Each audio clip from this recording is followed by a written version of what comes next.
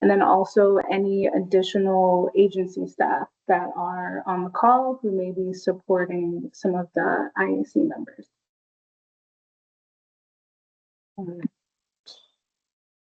And then Juliet, if you wanted to share a couple things about the community agreements. Yeah, so last time that we had an advisory council meeting, maybe in September, the advisory council had shared that they were interested in potentially changing the way that we manage the community agreements during meetings, perhaps even just having us like read them to ourselves instead of having it read out loud as a group, just to save time. And a lot of us are really familiar with these words. So I just wanted to first offer to any advisory council members if they wanted to jump in and share any thoughts about this. And then if we're comfortable with kind of taking a new approach, we could get some thumbs up and do it that way instead. Are there any thoughts from AC members?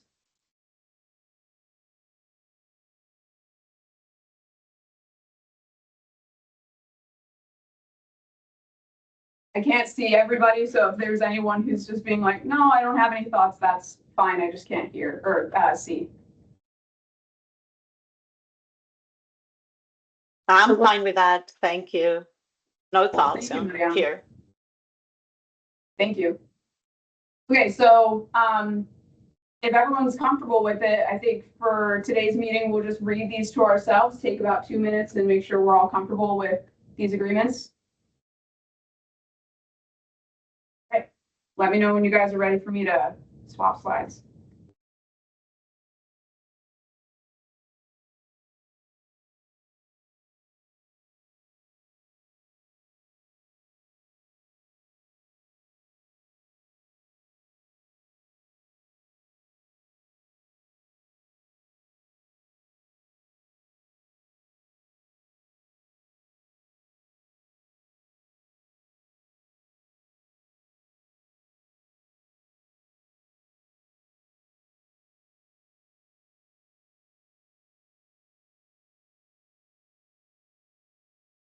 Okay, I think we're getting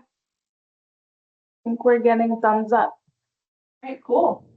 And if everybody consents to these community agreements, can we get another thumbs up just to make sure we're comfortable moving forward?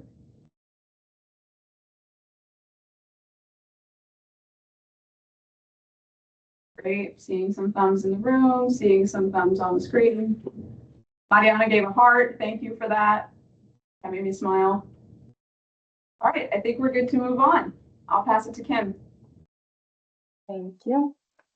All right, so here's our agenda. We're going to start with introductions and we'll take an hour to do that, which is great. So you all can get connected again.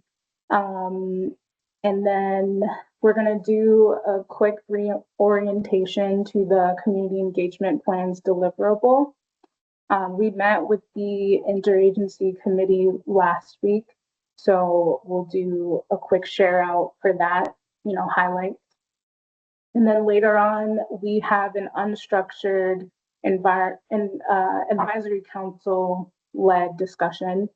And so the purpose of that is, after we have the orientation and after you hear about the interagency committee, then you all can take time to either discuss as yourselves or ask dedicated questions. Like that session is for you to lead in whatever way. If you have questions that you'd like us to answer, that's great. And then we'll move into the working session where both the advisory council and the interagency committee will work together. After that, we'll have a debrief in case there are any next steps or things that we identify that need to happen to move forward. And then we'll end the meeting with updates. So just wanting to know if that works for everyone. And then also we'll do a separate vote to approve the meeting minutes from last year.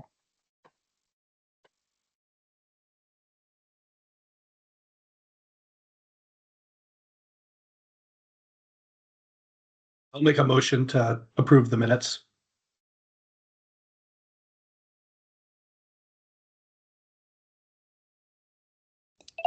Seconded. by Rich. I'm sorry, that was Trey. Mm-hmm.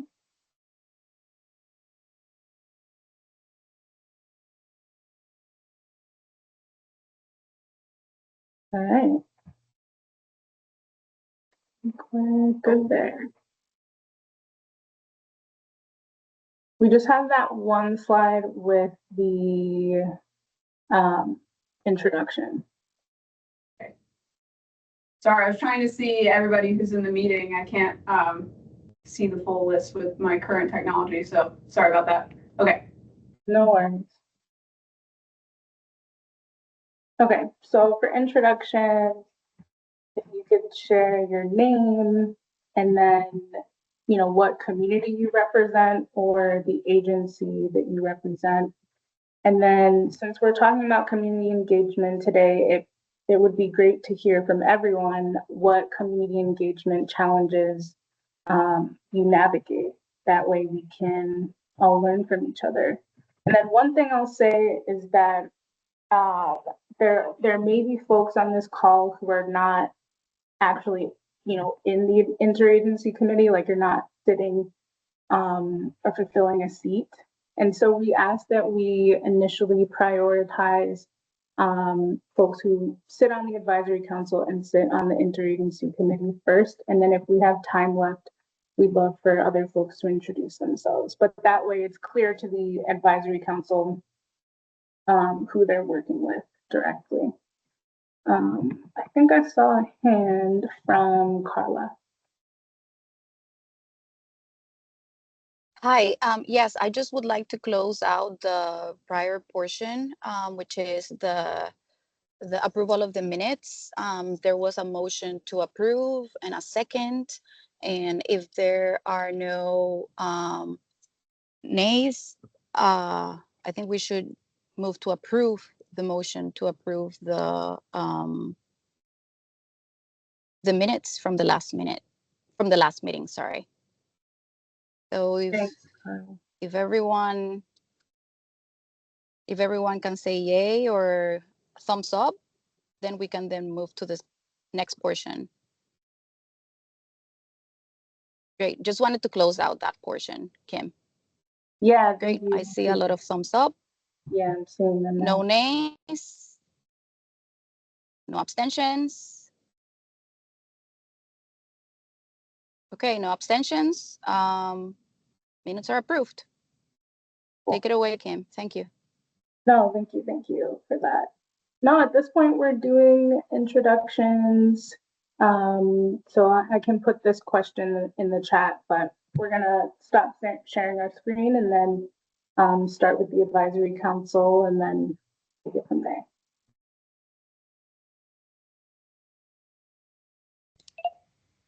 I'll volunteer to go first. Indeluizi Lizal Indai Wantastigak, Tali Sukwakik. I'm called Rich Holshoe in Wantastigak, which you know as Brattleboro today. I am representative on behalf of the Vermont Commission on Native American Affairs.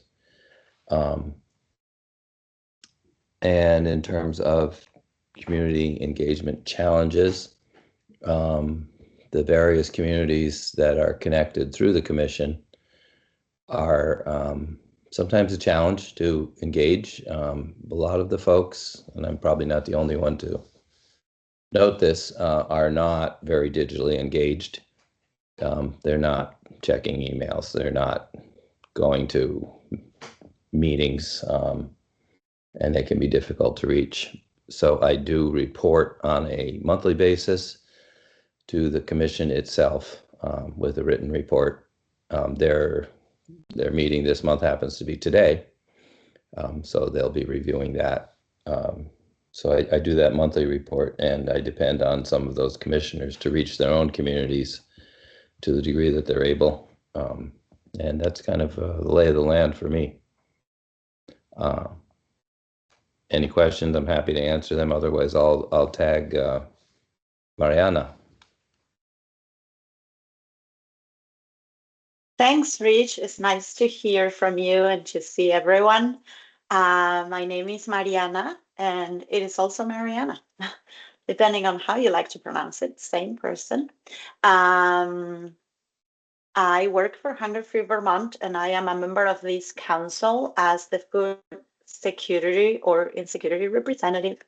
Um, and one of the challenges that I guess this is something that I am feeling, and perhaps others are feeling as well. I think we're all overwhelmed by the amount of communications and information that we receive, and it makes it harder to engage. And you feel like, oh goodness, I am all done with the whole thing.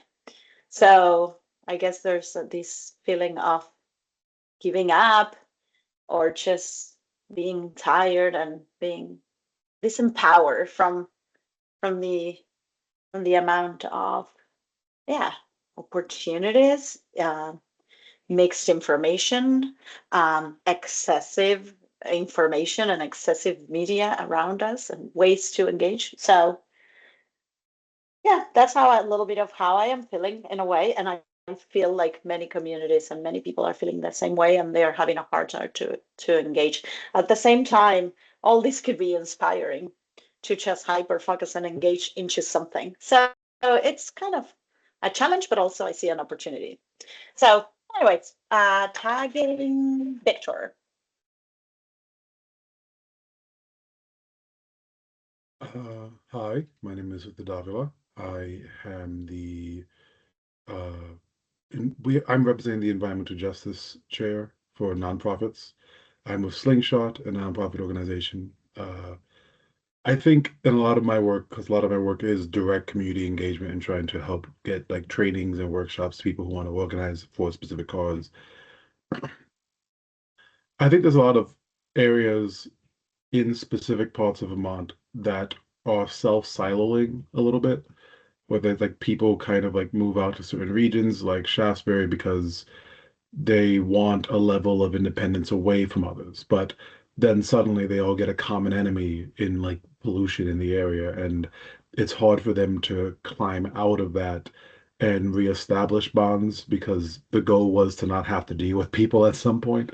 So dealing with communities like that is a little tricky, and having the things that Slingshot has been doing is trying to like make those meetings fun through facilitation. And we also have trainings that help with effective teams building to like help people understand like how do you build internal democratization, how do you make sure no one is actually quite the leader, but we respect people who are taking on more responsibility. And those kinds of things are not perfect solves to those issues, but they help mitigate fallout, which I think is the point. Like, how can you maintain a group long enough to actually get across to the other side is an entirely separate thing than how do you run a campaign and how do you do all these other things, but it's critical to getting communities to work together that may not be as tight as certain other areas. Like I don't see this issue being as big of a problem in like Winooski, for example, but in some rural parts of Vermont, it can get a little more difficult when people truly value independence, but paradoxically, they got to come together in order to protect their independence. And I will pass it off to Trey. And everybody. Trey Martin, I'm the Conservation Director at the Vermont Housing and Conservation Board. And I'm our organization's representative on the advisory committee. And I use he, him pronouns. I'm calling in from Montpelier today. And it's nice to see everybody. Let's see. I would say that the thing I'm observing right now is similar to what I think Carla may have said, that just the amount of communication, the number of different things that are going on for folks in frontline communities and across Vermont just generally, is that there's so much happening, and it's a lot of it's very complex. And so if you add in some of the other challenges that Rich mentioned of reaching people or of, what have you, is that it's really hard within these statutorily driven timelines with really broad, complicated material to really do the work to educate people who are often don't have the time and ability to meet something over and over again that is, has the complexity and in durability of some of these processes. So that's, how to compensate and take care of people and to bring them in and to feed them both literally and figuratively, so that they feel kind of part of something. I think that's just across the board. I'm seeing that in VHCB's work and in partner work. And let's see. I can pass it to Jennifer.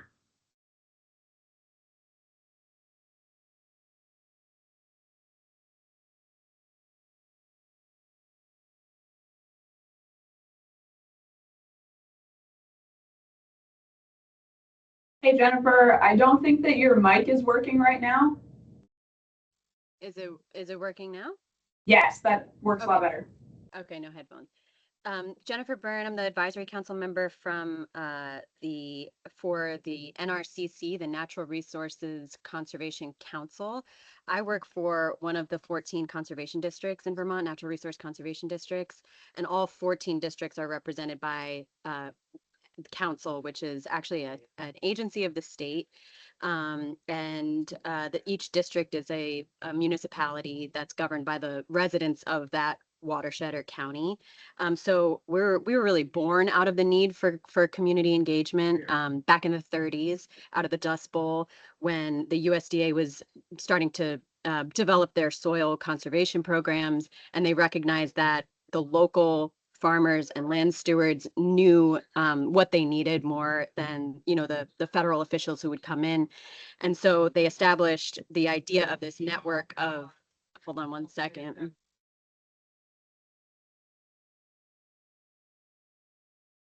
And so anyway, I one of the challenges, we do a lot of community engagement, this, what I just posted in the chat, is our guidance from the USDA of our locally led work on how we're supposed to inform federal and state programs. Our biggest challenge is that none of that's funded. We actually exist in state law, and I'll put the link to our state law too, so that you all know you're all residents of a conservation district if you live in Vermont and are represented by an elected board of local people. But in terms of a strategy for dealing with some of the challenges, this is the third and final link that I'm putting in the chat, is to our website around our ongoing community engagement process that's meant to take input and inform USDA and state agencies about what the local community prioritizes in any form of natural resource. And the big challenge being that we're trying to solve is a lot of what USDA wants, for example, is in federal lingo. And so what we try to do is just like simplify and reframe what questions are being asked to make them even a little bit more broad, so that we can really engage with the community in the type of language that they speak in and understand, and start the conversation there. So that's one of the challenges, that translating to the community and then taking what the community says and translating it back into sort of the language of power and decision making is what we attempt to do. Let me see. Are there any other advisory members who haven't? Oh, Susanna? I know Thank you're you. a crossover. Yes, thank you. I guess a good segue. Hi, everybody. Susanna Davis, Office of Racial Equity. I am on the AC and the IAC. I'm off camera because, as you may hear, I am ill, and you do not need to see that. And I think for me, one issue that I have with community engagement is actually two, but I think that they're interrelated. The first is the credibility. So for an office like ours to be embedded in any settler government is really difficult, because building trust is hard when you work for an organization that has historically and that continues to create harm for the same communities we're purporting to serve.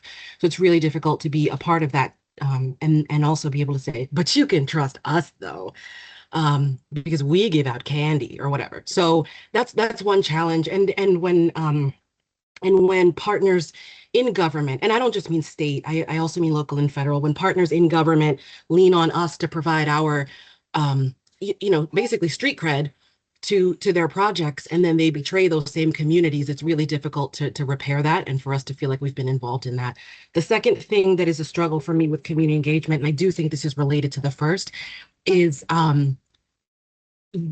we we tend to box government employee and community member separately, as if people who work for the state do not also live in communities and do not also have community concerns. And that's really tough.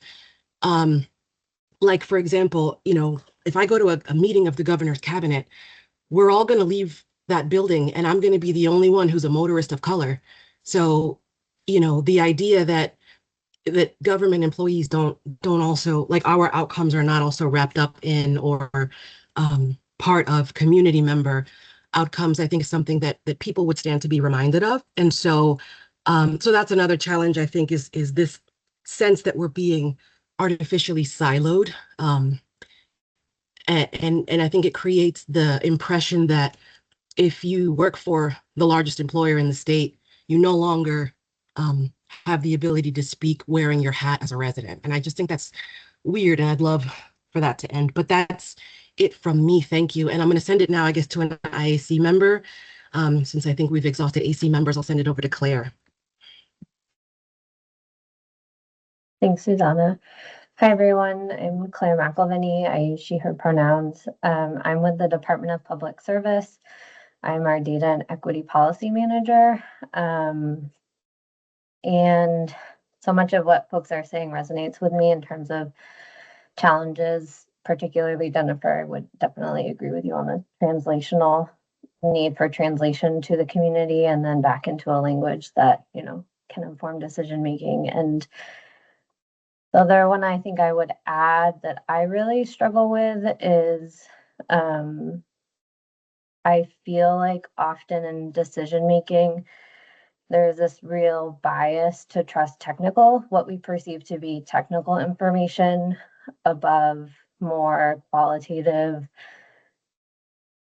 ways of informing decisions like storytelling or more conversation based. I don't know, there's different ways you could characterize it. And I feel like sometimes there's this belief that like the data or the technical information is unbiased and the other side of it, the community voices or broader voices are not. But I feel like at the end of the day, data and models are also created by people. And so I wish that sometimes we saw the nuance in those things. And I struggle with how to emphasize that what we learn from engaging in community is like equally as important, I think, often to the way we make decisions and informing those things. And I will pass it to Amy. Thank you, Claire.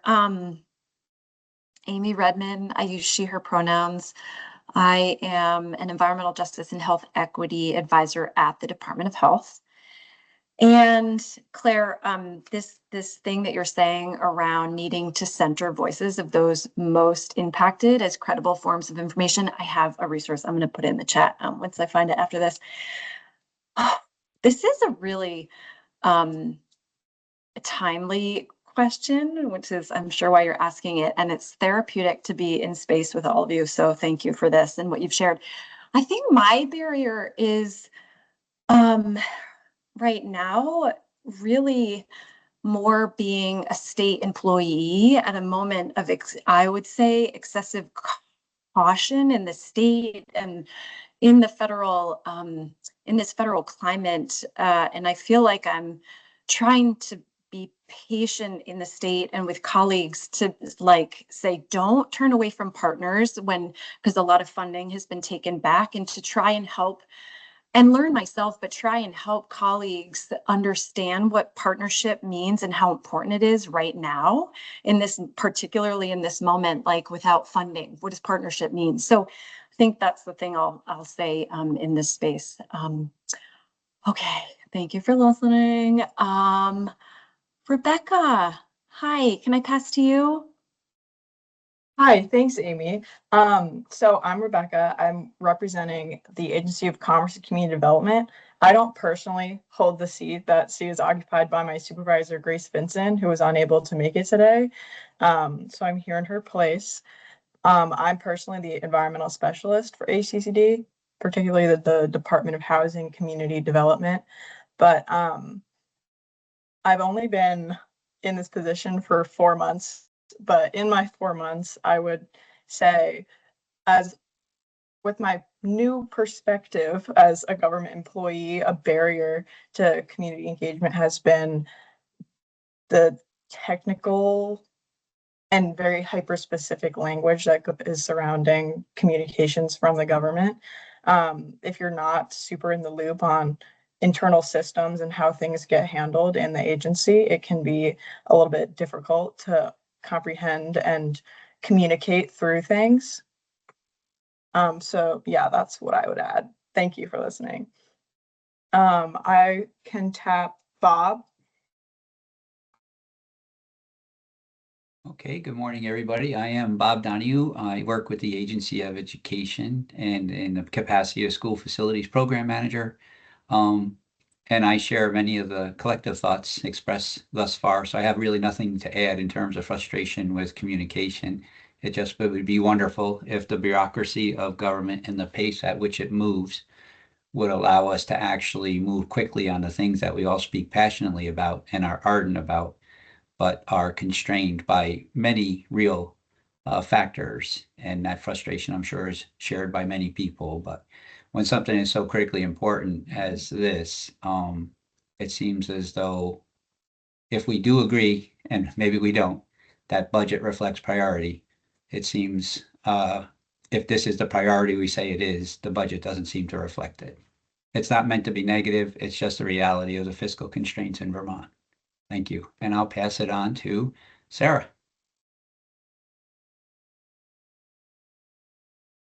I think that's me, and I will defer to Abby as the IAC member for the Agency of Ag, because I'm not actually in this. Sarah. Hi, good morning. I'm Abby Willard. I am the IAC member from the Agency of Agriculture, Food and Markets, and I am joined by Sarah McElvaney as my colleague. Thanks for passing it, Sarah. I use she, her pronouns. And my position at the agency is director of our Ag Development Division. I would say the challenge that I observe and see within our agency's work around community engagement is related to much of what others have shared around kind of like the government culture of feeling free to be transparent about the feedback that we might receive through some of our community engagement efforts when that may not align with current policy or current kind of like leadership thinking or our current culture within government. And as an agency that's open and willing to try to make improvements to our community engagement efforts, this kind of stalwart work culture around community engagement really feels like it's holding us back and complicating our growth and movement forward. So that's what I'll share. Janet and Jenny, I can't actually remember which is the IAC rep, but I'll defer to Janet. Yeah, like you, Abby, I'm the rep now, and Jenny is my right hand associate. So I am the chair of the Land Use Review Board that administers the State Act 250 land use permit. And the board is newly constituted as of January. We are tasked with implementing a new jurisdictional framework for Act 250, as well as several other tasks that Act 181 of 2024 gave us. We are a covered agency under the EJ law, and I feel that I feel like it's really important for this program, which probably never thought too much about community engagement beyond doing some brochures to explain what Act 250 was, a couple of times through the decades. And with the new board, we have planners such as myself who worked as regional and municipal planners who did community engagement in the development of plans a lot. One of the things that the new board has been tasked with is to approve regional plans, and one of the things that we are tasked with looking at is, did the regional plan is it a result of meaningful community engagement? So I'm looking forward to bringing a community engagement focus to this program, even though as I can't remember who mentioned the state, maybe it was Bob, yeah, that we didn't necessarily get any budgeting to do community engagement. So there's some trepidation about how we're going to accomplish this, but I'm looking forward to doing it. And Jenny, do you want to add anything from your perspective? Just briefly that, for the majority of the lady of Act 250, we've been sort of a quasi-judicial organization and thought of community in terms of party status.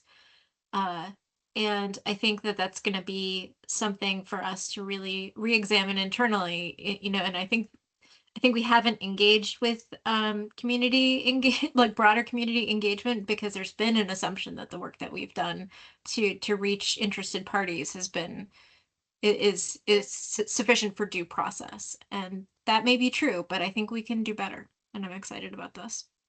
Thanks, Janet. Thank you, Jenny. I will pick, let's see, who's left here. I think we have everybody on this screen. Let me go to the second one. Hello. How about Ricarda?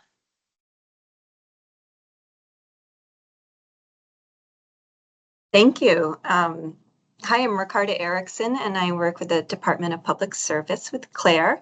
And I am new to my role as Outreach Program Manager, 2 months in. And I've been really appreciating everything everyone is saying about challenges in community engagement. And I think what comes to mind for me is the tensions that arise within when my personal values are in conflict with the kind of engagement work I need to do. And my top 3 personal values are authenticity, connection, and creativity. And sometimes that means doing things a little outside the box and differently. And that feels like a challenge especially in the realm of state government, where we do have boxes we need to check, and public transparency, and there are historical ways of doing engagement, and to be my authentic self and step outside of those ways feels like a challenge. But I appreciate that there's a lot of openness within my department, and I'm grateful to work with great people like Claire to help us step into kind of a new way of connecting with our communities. Thank you. So I'm wondering, Sarah, if you want to go, you passed it before. We have Dave here in person, who I think folks just can't see because the screen's really dark. Could we pass it to Dave first? Cool, thank you, Sarah. And Ricardo. Thanks. I'm Dave Pelletier from the Agency of Transportation. I think technically I'm filling in for the seat that Michelle Boomhauer, director of my division, policy planning and intermodal development, holds.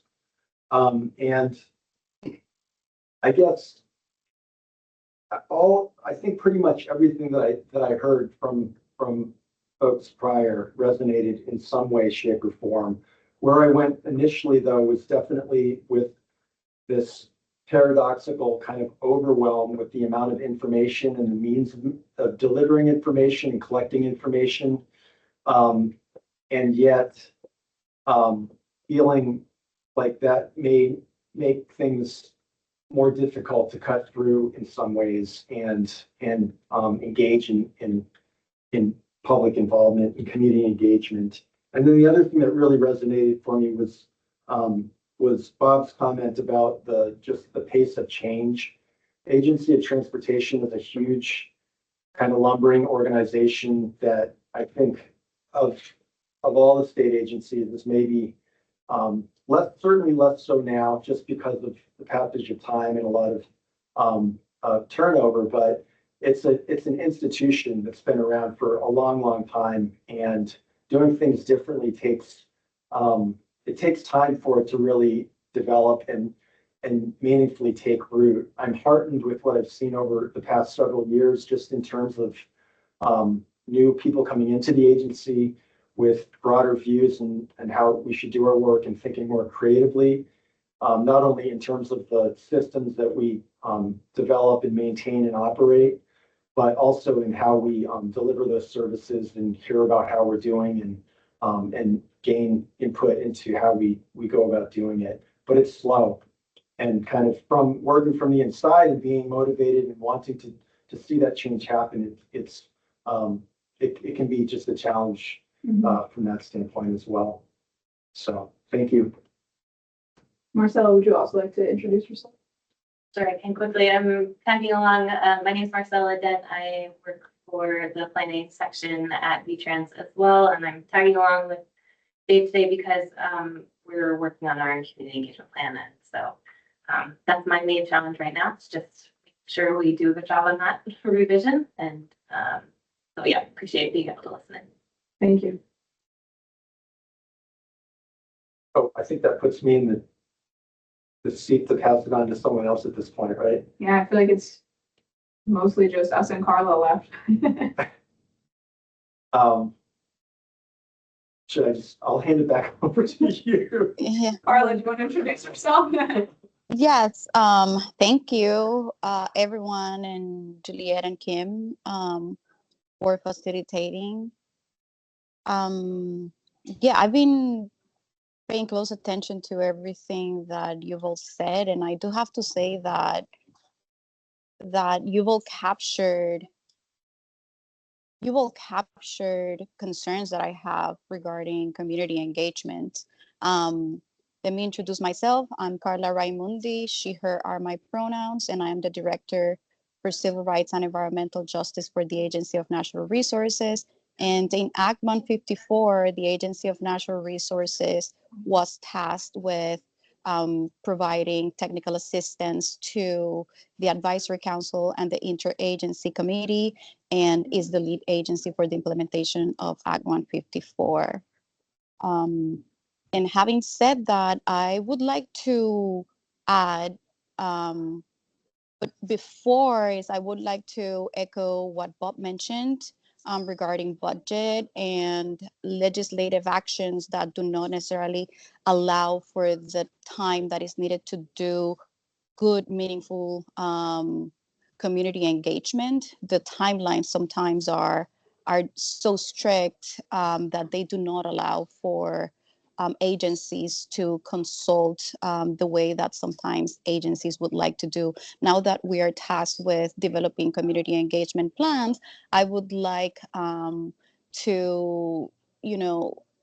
for the legislative body to perhaps consider, as we do more engagement, and I would like to invite the advisory council to consider perhaps communicating some of these concerns to the legislative body as the best suited entity in the state, I would think, to communicate that to the General Assembly. So that's a big concern that I have. It's just allowing the time that's needed to do good, robust, meaningful engagement.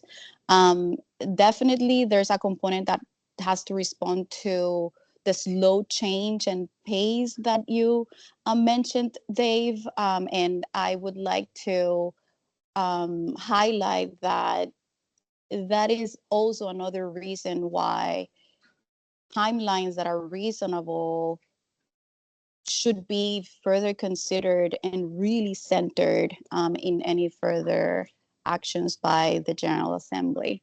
And I would like also to second what Claire mentioned regarding the expertise that lies in other areas that are not necessarily as privileged within the scope of our work. But and also what Susanna mentioned, I think is particularly important for me and resonates with me as I find myself in those rooms sometimes questioning whether I should even share my point of view as a community member. So that was very poignant. And I'm just going to leave it there and pass it on to Juliet and Kim if they have further reflections. And again, I want to thank you all for being here and doing this work on behalf of Vermonters. Thank you.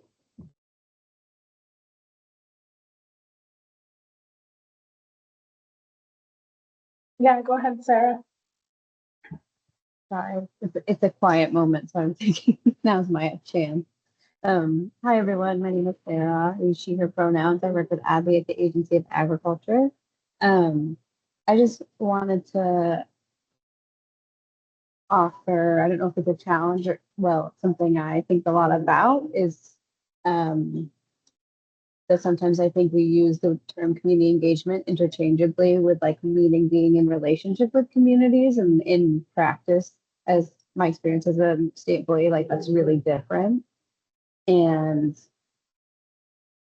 trying to hold the balance of responsibility for how statute is written and timelines and budgeting, and then on the other side, or not necessarily the other side, but also our responsibility as state employees to build cultures internally, that it's the expectation that we're in relationship with the communities whose program, like who utilize the programs that we are administering, to ensure that they are able to like continuously participate in review of those programs and giving feedback to those programs. So holding the tension between long-term relationship and community engagement. And I have to hop off from 12 to 1. Nice to meet everyone. Kim, if I could jump in and then pass it to you, what I was going to share is very similar to what Sarah just shared. I'm Juliet Birch. I'm one of the environmental justice coordinators from the Agency of Natural Resources. And I would say that the big challenge that we hear here at ANR is that our staff do a really wide variety of programs that touch on the community in like unbelievably varied ways. And it's really, really cool to see the full breadth of everything that we do at this agency. And, you know, I think Sarah really spoke to kind of like the need to haves, like the legal minimums that we need to achieve when it comes to meaningful participation and community engagement versus those nice to haves of like going above and beyond and really developing a culture where we're in relationship with communities. And I'd say across the board, I'm speaking in generalizations, our agency wants to exceed those minimums and like do the kind of nice to haves where we have really impactful relationships with communities. But across the board, we're hearing no matter what type of engagement I'm doing, I could always use more time, more staff, more money, because it's really hard to reach those like legal minimums, those the need to haves, and then exceed them if I don't have any of the things that I need to do it. And so I think there are a lot of things to be figured out when it comes to making more meaningful community engagement at the state. And unfortunately, the dollars are like kind of the foundational thing that needs to be solved, or else a lot of it, I don't know, it may not, like, we could come up with a lot of really cool things to do, and there may just be no one to do it. That was a really grim way to end my end my comment, but I'm just going to pass it to Kim. Thanks, thanks, Juliet. My name's Kim, pronouns are she, her. I'm the other environmental justice coordinator at the Agency of Natural Resources. And yeah, I can truthfully say that everything folks mentioned resonates. What I will add is I'm reflecting more on how versatile the environmental justice coordinator position is, and in supporting the community engagement efforts like at our agency, but also having to show up in this space and balancing that, while also I think there's always room to improve with building and maintaining relationships with you all on the advisory council. So those are things swirling around in my head. I also want to acknowledge that we have 2 additional advisory council members who've been appointed, and they've been able to come to previous meetings. But Sean Moran, he couldn't be here today. He represents the mobile home community. And then there's Matt Wallace, who is unavailable today. And he's the municipal government representative. And then I also think I saw Brittany hop back on the call. So Brittany, if you're still here and you want to share, we're sharing our name, the agency we represent, and then also answering the question of what challenges are you navigating with community engagement? Okay, so my name's Brittany Watson. I use she, her pronouns. I am a steering committee member with the Environmental Justice Network, and I also am the digital equity officer for Vermont Community Broadband Board. So I have like a dual interest in this group. And I would say, I think the question was what challenges I'm navigating with community engagement.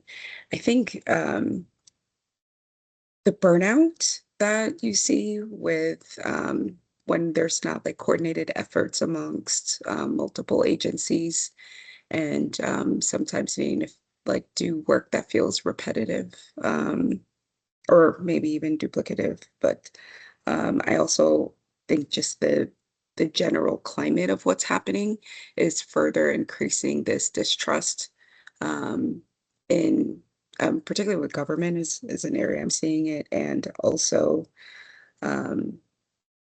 being a part of a organization that values seem to be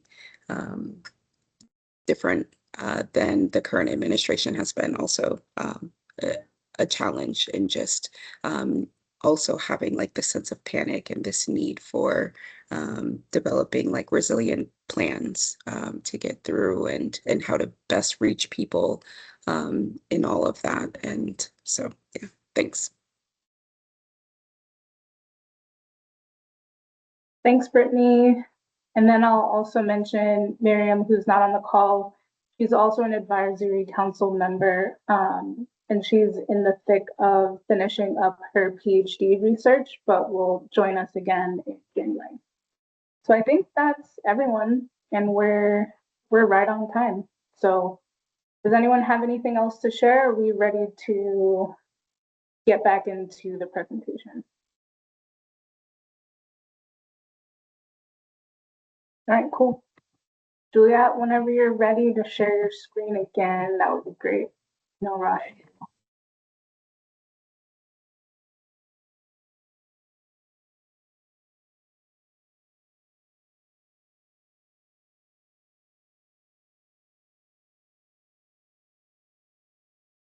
Okay, great. So Here's what we're going to do in our reorientation to the community engagement plans.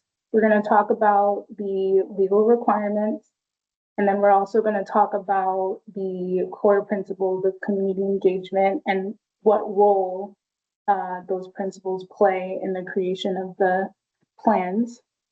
And then we're also going to, the outcome is for both the AC and the IAC to understand the role that each of you also play in the development of the community engagement plans. All right, so the Vermont EJ law has 5 key areas, and we also call them modes of influence, you might remember. Community engagement is one of them. So it involves developing policies and procedures so members of the public can meaningfully engage with state work. So the plans are just one piece of that puzzle. All right. So here are the legal requirements. The community engagement plans must describe how each covered agency will engage with environmental justice focused populations as it evaluates new and existing activities and programs. They must describe how each covered agency will provide meaningful participation in compliance with Title VI of the Civil Rights Act, be informed by the core principles, and then also be developed in consultation with the advisory council. And then the statutory deadline is July 1st, 2027. Yeah. Next slide, please. Thank you. So here's the role of the advisory council. So the law states that the advisory council must advise state agencies in the development of the community engagement plans. Some examples of what this could look like, and obviously you all will discuss this more, are to provide advice and input on the engagement plans in public meetings. AC members can participate in a community engagement plan working group. And then advisory council members cannot vote to approve or disapprove each agency's community engagement plan. And we're just making that clarification because the core principles of community engagement, that is a deliverable that the advisory council and the interagency had voting power on. So you all voted to approve the core principles of community engagement. And so although the community engagement plans are informed by the core principles, the community engagement plans are a deliverable that gives each covered agency final decision-making power. And that's just simply because the agencies understand best what their constraints are, what their strengths are, and they can also better determine what they can commit to doing. So any questions about that?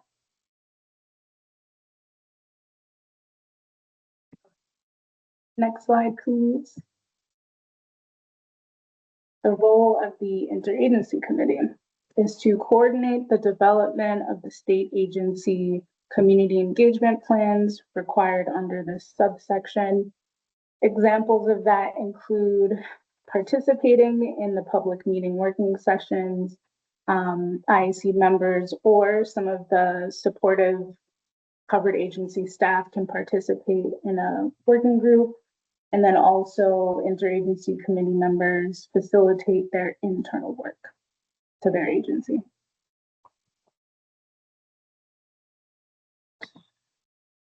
Okay, so what is community engagement? Just so we're all on the same page and we're using the same terms. Those are opportunities to connect and interface with community members. Meaningful engagement ensures that community members have opportunities to inform and also participate in decision making. And these opportunities must not be burdensome or cause harm. And a lot of that came up in our previous conversation about what it looks like to do this work and and actually be in community and relationship while also not causing that harm. And then systemic barriers, they're built into the structures, policies, or practices of institutions and organizations. They're also perpetuated by all of us because we are baked into that. And so, each covered agency, we might share some of the same systemic barriers or rather be navigating those. And then each of us also might have specific systemic barriers that our community engagement plans will have to inform. And yeah, next slide, please.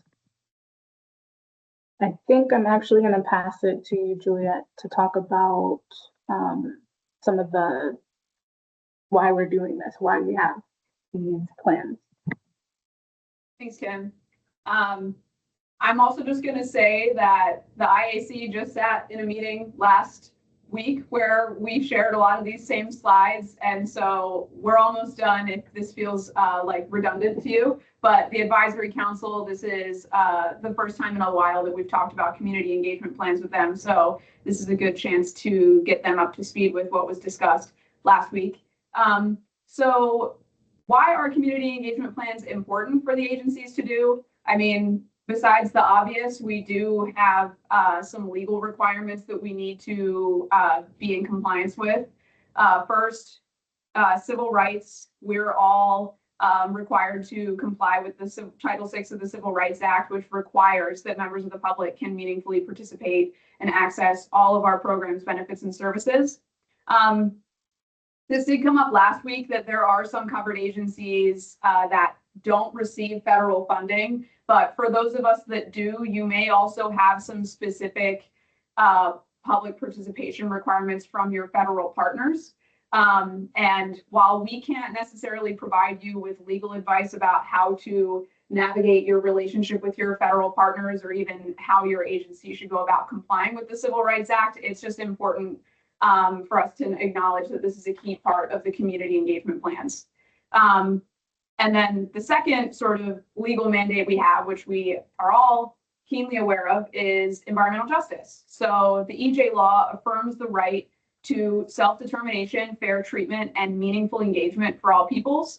And all of us are here because we are somehow involved in the implementation of Act 154 of 2022. Conversely, we'll talk a little bit about what a community engagement plan doesn't do. It's just really important to make this distinction so that folks don't get kind of carried away around like what a community engagement plan is supposed to achieve for their covered agency. So for example, a community engagement plan is not a public relations campaign. It's not some sort of way for us to improve the optics of our agency. Rather, this is a way to, again, create meaningful participation for members of the public and, perhaps even develop meaningful long-term relationships with members of the public. It's not a way to get buy-in for decisions. Rather, it is a plan to ensure that community members are included in the decision-making process. So rather than going to them after a decision has been made to get buy-in, you're going to them before a decision is made. It's also not an extractive effort, ideally. The goal of the community engagement plan, especially as stated in the core principles of community engagement, is that we really want to try and have develop more of a reciprocal relationship with the communities that we serve and engage with, as opposed to just kind of, as we put it last week, helicoptering in, taking what we want, and then leaving, right? That's very extractive in nature and is not what we're looking to do. It's also not a top-down directive. At your agency, if you're not at the Agency of Natural Resources, maybe it will be. I don't know how everyone's agencies work, but at A&R, our goal is to really have this be more of a collaborative venture where we're building staff buy-in through the development. So the goal, I think, is for this to be not as much of a top-down directive, but rather have it be sort of built more in like a quote-unquote grassroots sort of way. And then finally, it's not reinventing the wheel. We have an entire council of wonderful folks, the advisory council, who have a lot of extensive expertise in community engagement who have a lot to share with us. We also have a lot of meaningful research outside of the advisory council about how to do meaningful engagement. And so we're not asking any of the agencies to sort of develop a new framework for engagement, but rather to build off of what we know works and to sort of try and fix that which does not. So I'm just going to share again for those of us, I think most of us in this room are familiar with the core principles of community engagement, but I'm going to give an opportunity for us all to read them to ourselves quietly just for a couple minutes to get grounded in what these principles are. As many of you will recall, these principles were developed by the Advisory Council and the Interagency Committee in a collaborative process. And we're just past like a year and a half ago, or maybe slightly less than that. But yeah, really good piece of work. So I'm just going to share 2 slides, each of which have a set of 6 of the 12 principles. So let me know when you guys are done reading these to yourselves, and then I'll move to the next slide.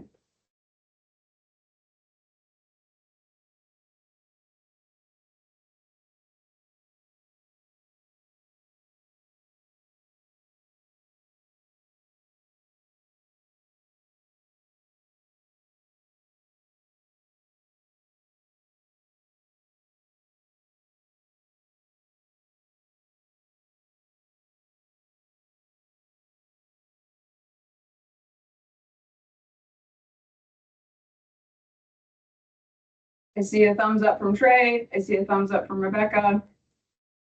I can't see basically anyone else. So if someone else wants to let me know, we're good. Yeah, you're good.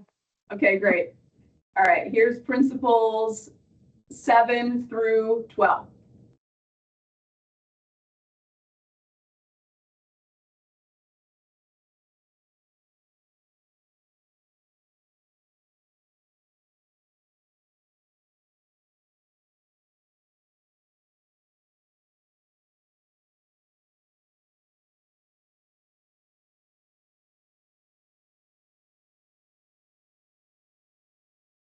Okay, I'm starting to see some thumbs up from folks. Are we feeling in the room? Yeah. Great.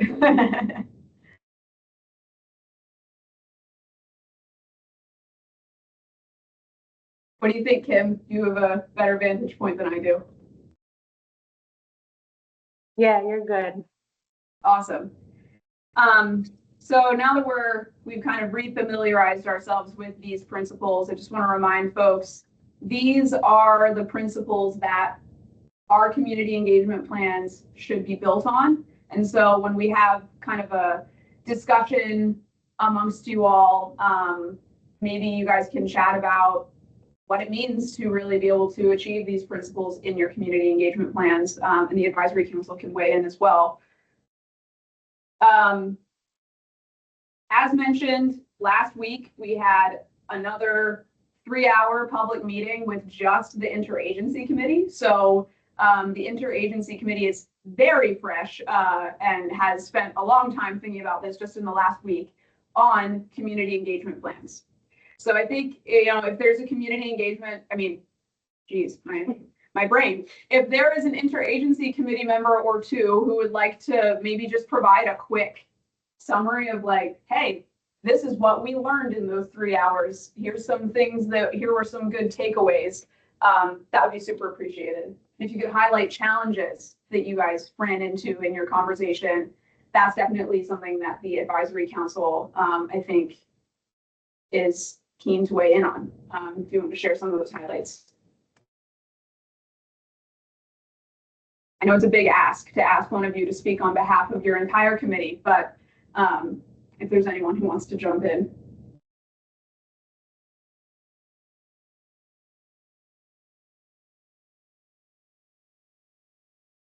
I'll just jump in and plant a couple of seeds for folks to follow on to. I think several of the things that we spoke about last week actually came up in some of the challenges that were offered at the beginning of this meeting. And one is the resources factor and the fear of standing something up that we can't actually ultimately deliver on, either because of budget or complexity or several, other reasons. So that's one thing that stuck from last week with me. There's some other discussion about I guess the other thing that I would offer that resonated, and I'm still kind of mulling on myself, is what level of uniformity might we strive for from one covered agency to the next in terms of the outline and content of our community engagement plans, acknowledging that uniformity will make them hopefully more approachable and consistent for users of and for anybody that's in whatever role in community engagement they're playing, whether it be an employee or someone wearing their citizen hat, wanting to participate, but acknowledging what I think Juliet alluded to earlier, and that is that each of our agencies does slightly different, or in some cases radically different work, and delivers very different deliverables, whether it be programs or projects, or so that it might be awkward to try to strive for a format that's completely uniform from one agency to the next. So kind of how to thread that needle, I guess, was for me at least a big takeaway from that discussion last week, and that I've been kind of mulling on. Thanks. Abby, did you want to weigh in too? Yeah, Ken, briefly, I think that was a really good summary of some of the same takeaways that I was thinking about. Maybe the related and kind of additional piece is acknowledging the limited experience, expertise, and in some cases capacity that we in state agencies may be operating from to be able to conduct the non-extractive, meaningful community engagement that we believe in and know is the best and right way of engaging community, and really acknowledging that some of that expertise exists outside of our agencies, and certainly outside of, I can speak for myself, but I heard this from other IAC members outside of me, but outside of the IAC representatives, maybe more at large. There might be a few exceptions, and kind of exploring with the AC, with you as AC members, like how you can kind of like guide and direct and offer insight to us was something that I was really kind of both inspired by and was clarifying about kind of like what our relationship could be going forward. And the trust and relationship building that needs to happen within that for that to occur.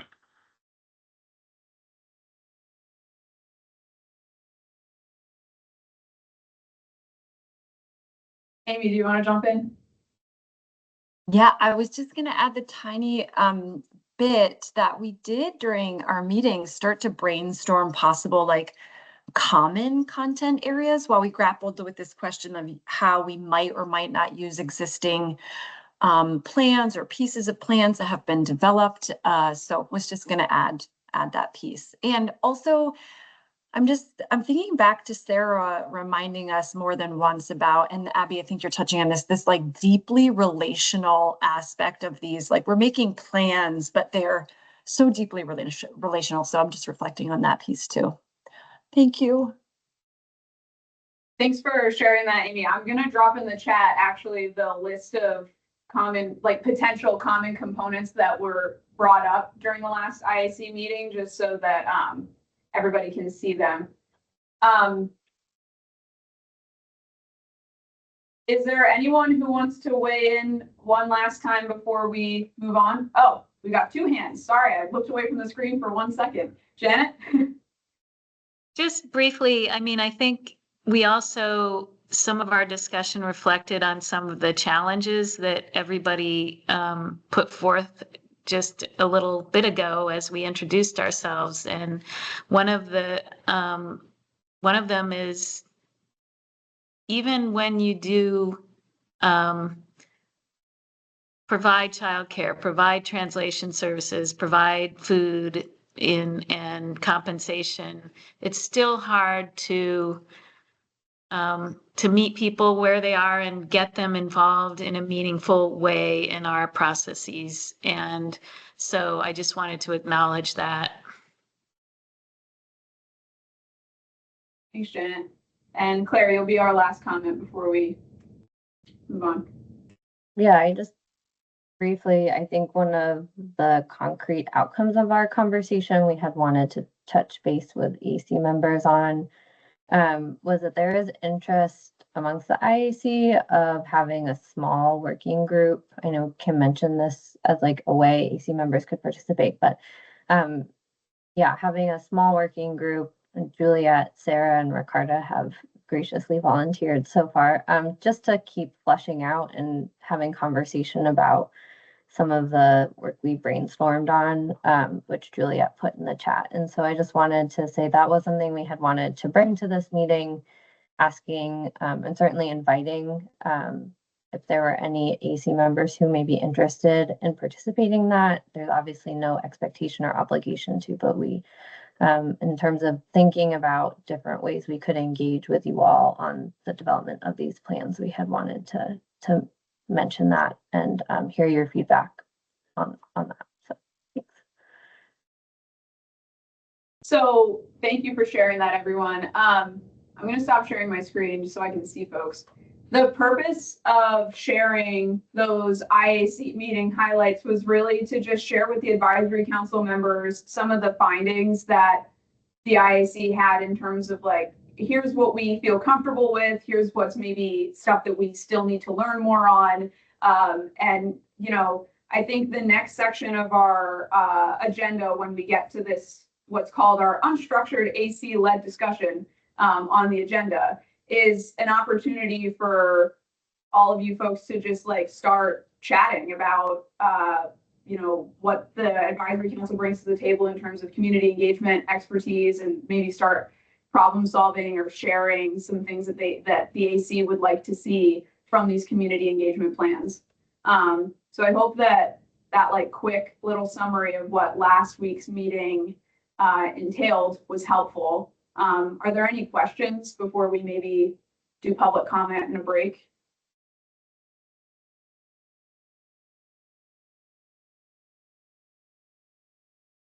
So I'm seeing Sense to thumbs up. capture Jennifer's comment about civil rights and community engagement.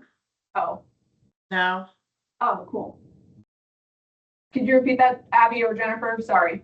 yeah, I just wrote, I mean, Jennifer just wrote a comment that she'd like to share whenever possible around civil rights and community engagement, maybe before we go off. Yeah, just change super topics. quick, just a resource and some context for, yeah, I guess I'll do it really quick, I promise, but I wanted to share, like, just in case anyone is getting pushback or, you know, is dealing with their federal agencies around civil rights, and really like in preparation for any future defense of your actions. I just want to share first, if anyone hasn't seen, this is a state guidance that was signed by the Attorney General of Vermont in collaboration with a bunch of other states, just reaffirming the importance of environment and legality of environmental justice work. But I want to also share, like, just to prepare you for what may come. In case you haven't seen this was out of the White House, signed an executive order. And I'm part of something called the Title VI Alliance. So this is where I'm getting some information like from across the nation around and organizing around, you know, there's a lot of overreach going on right now, and a lot of people, you know, in positions of power that really truly don't actually understand the law or how it works. So just to clarify, you know, what the Trump administration is doing with civil rights right now is basically completely reinterpreting it, interpreting it. And so that's what you'll see. They're highlighting the use of certain phrases that they're calling legally risky, including cultural competency, overcoming obstacles, anything with diversity statements, and even geographic regions. Now, what the kind of lawyer group and the people who organize around this and the attorney generals are, basically saying is the case that the Trump administration is citing was around using race as a factor in college administration, and then they're really way over applying this one legal determination to basically try to eliminate a lot of community engagement type of efforts. But the truth of the matter is the court did not say that it's illegal to address racial inequality. There are plenty of ways that we can address like inequalities, and that's not being limited by the courts. So right now, this guidance document is like riddled with error that wouldn't hold up in court, and it will probably come down to the states having lawsuits against the federal government, and the states will likely they have a good case for winning. But just to flag it that this is something that at least the Attorney General of Vermont is aware of and watching, and hopefully we'll have be able to support your agencies. Thanks for sharing those resources, Jennifer. That's really helpful. Carla? Hi. Thank you, Jennifer. I just would like to share that as the lead agency for interpreting language in the Act 154 and our General Counsel's office, they're following very closely and in close conversation with our Attorney General. We've collaborated in the past to advance the position of the state of Vermont with regards to environmental justice. So we will continue engaging our General Counsel's office in any efforts that pertain to environmental justice or civil rights as they impact the implementation of the EJ law. So what I also would like to share is that, as you saw, we're going to enter executive session, or is the goal that we're going to enter executive session in a future meeting, the next meeting, actually, and we will have an opportunity there to address very directly any concerns that may exist, and we will have General Counsel's staff there to answer any questions pertaining to any communication from the federal government that impacts our implementation here in the state of the EJ law. Thank you, Carla. That was really helpful. Just in case anyone is wondering, Carla, is that an opportunity is executive session entering into executive session an option for folks after the meeting on the 17th? Like if someone's not available or if folks still want to continue that conversation, is that available?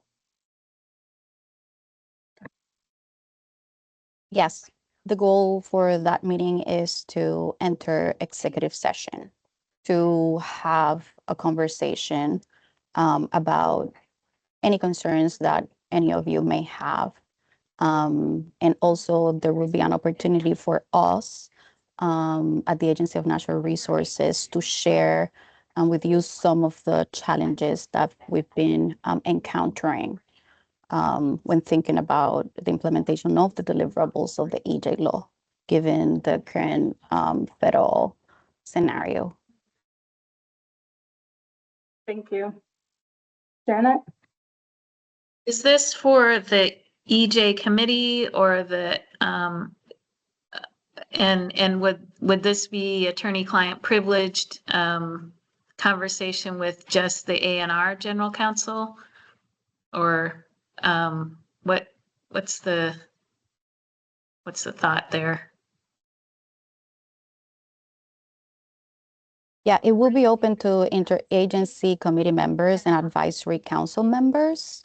And the General Counsel's office, the Agency of Natural Resources will participate. And Kim and Juliet will participate as people who are actively engaging in the implementation of the EJ law. So Janet, we can talk about if you would like Jenny to participate or any other folks here today. We can talk about other folks who are interested in participating from the agencies. So yeah, we will have an opportunity to talk about this. I just want to flag that given the sensitivities around the subject matter, this conversation is best had in that setting. Yeah, when we, that our Office of the General Counsel will explain sort of the process to enter into an executive session, and there will be an opportunity to perhaps, the group's consent to having other people outside of the groups present in that conversation, but it just has to be, there needs to be a movement made and people have to jointly agree that they will have folks from outside of the IAC and the Advisory Council in the executive session. We'll talk about it next week. It's not too complicated. Yeah. Okay, so I think we're running on time really well. Let's see if there are any members of the public here. If not, we should take a 10-minute break. Yeah, I think we're good. So we can return back at 12:40. We'll see you then.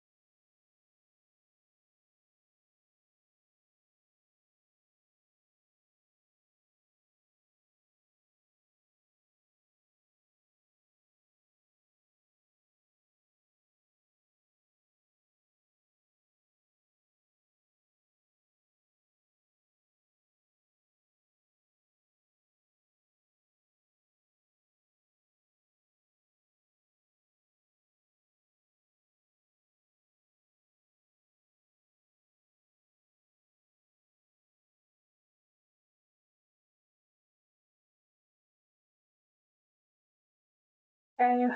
Hi, everyone. Give us a thumbs up or come on your camera if you want to let us know you're back. We're just going to look at the slide with the information for the unstructured AC time, and then we'll come back off and then we can move into that section.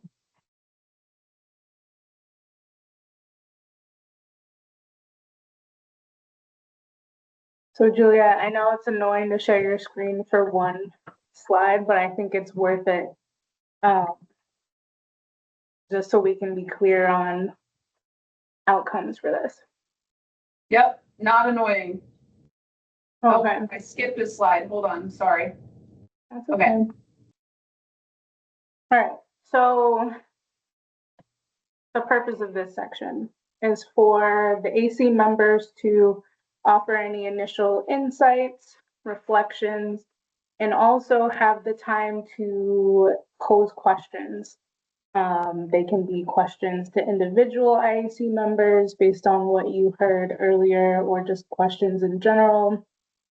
A lot was shared by all of us around challenges and opportunities. And so, in the past, we've gotten feedback from the AC that sometimes when we offer a bunch of information and then ask you all to provide feedback or provide consultation, sometimes even in the same, discussion, it can be difficult, which makes sense. So we're just trying to add in unstructured time for you to do whatever it is that you need to do, and then feel like you can walk away having what you need to provide your consultation in the working session. So let's see how much time. 35 minutes allocated for this. So we're going to be hands off and just pass it to the AC, and whatever you need, just let us know.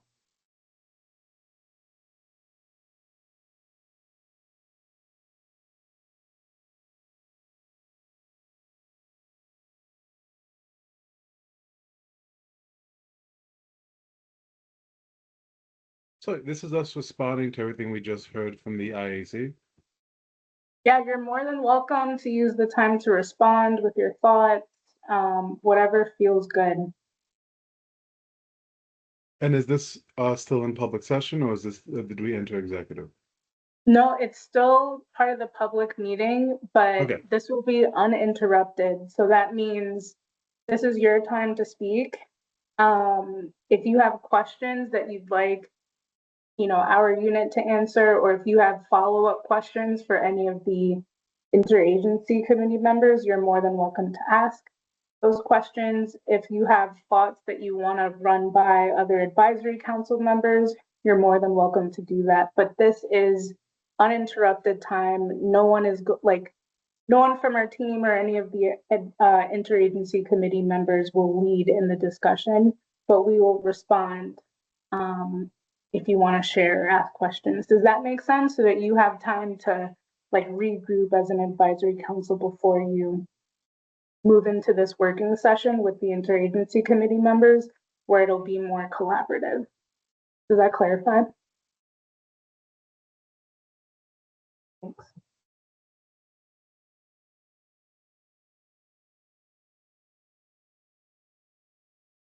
So this is a time for us to discuss, but everybody is kind of on the listening. Okay. Yep. Okay, got you. Yeah, if I may offer, this is Carla, and the meeting agenda is revolving around community engagement, and the interagency committee had a meeting about community engagement. And so the idea is that you all have an opportunity to talk about and aligning regarding community engagement plans, and then have an opportunity for us as interagency committee members to hear and understand your thoughts and concerns regarding the deliverables that we need to work on, so that we consider your input.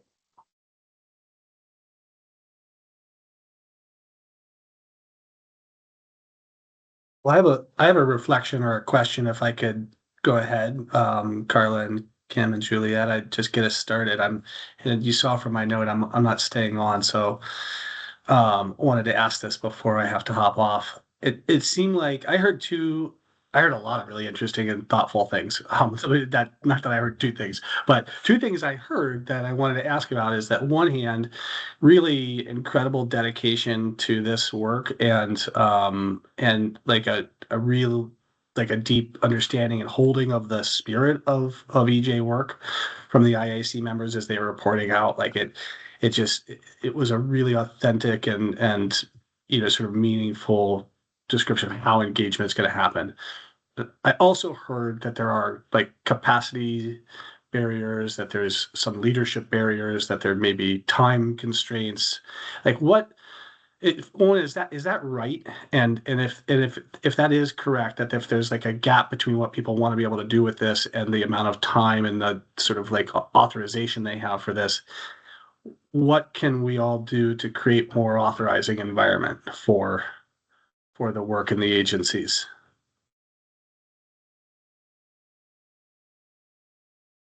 I can at least start a response to that, Trey.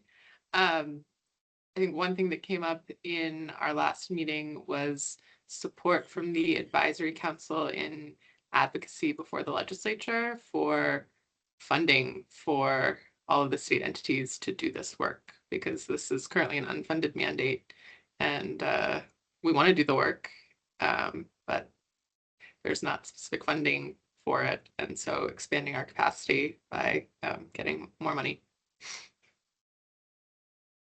And I think that was on the table, or that was part of the discussion when the law was being passed, was how many positions should be in state government, and then that those positions didn't really outside of ANR, I don't think that those positions landed. So I think that's been definitely something I heard, Elizabeth. But curious if other people are like, is it just that capacity and the need for somebody who can be on point within the agencies, or is there more to the authorizing environment?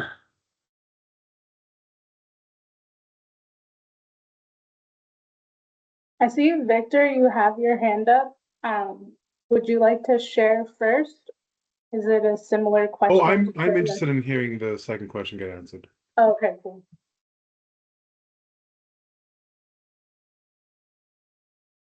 Like maybe Janet is ready to jump in with Sure. I mean, there's definitely a capacity issue for the Land Use Review Board. No doubt about it. We have our hands full, completely full, at least through the end of next year.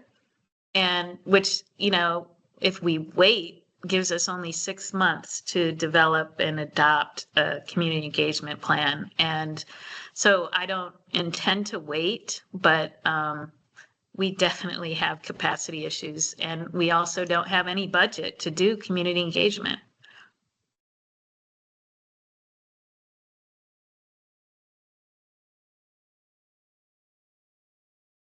This is Claire. I would just jump in and add one other constraint that I don't know I've heard folks mention is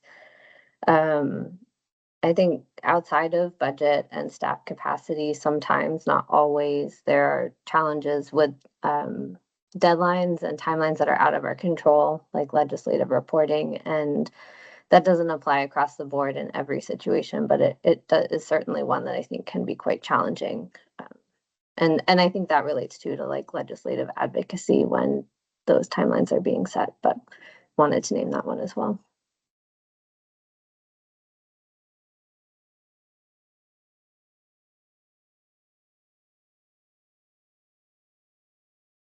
Yeah, go ahead, Janet.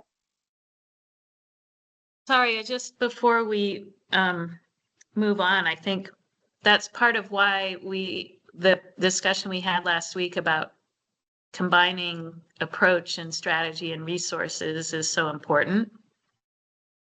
Because I'm sure the LURB is not alone in not having the budget or the capacity to do this, and in a way that really will result in meaningful engagement. So this coordinated approach is going to be really important, I think.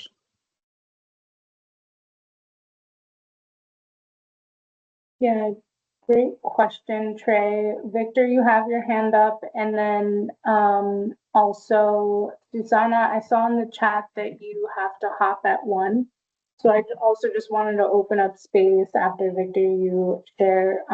If you, Susanna, would like to share any thoughts or questions before you hop off. So Susanna can go before me. I'll be here the whole time. So other people have more limited capacity. Thanks, Victor. Thank you. That's really generous. I don't have anything actually distinct from what's been shared so far that I want to add. Thank you for asking. Okay, great.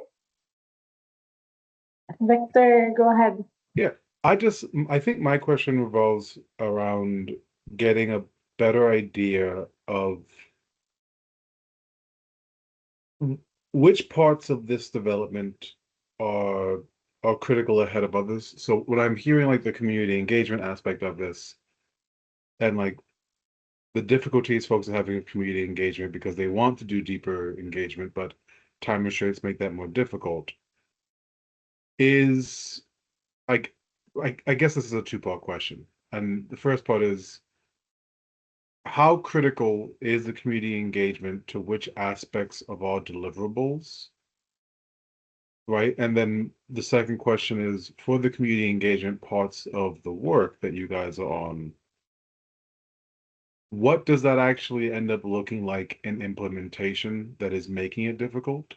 Is it trying to act as the single point of intersection from a community made up of individuals and trying to figure out how to gather those pieces together?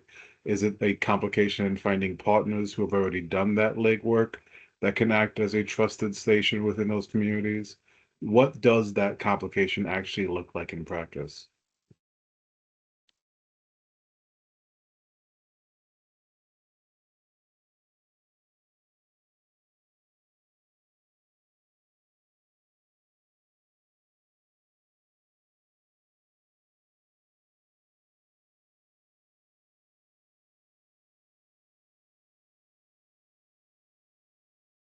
Abby, please go first.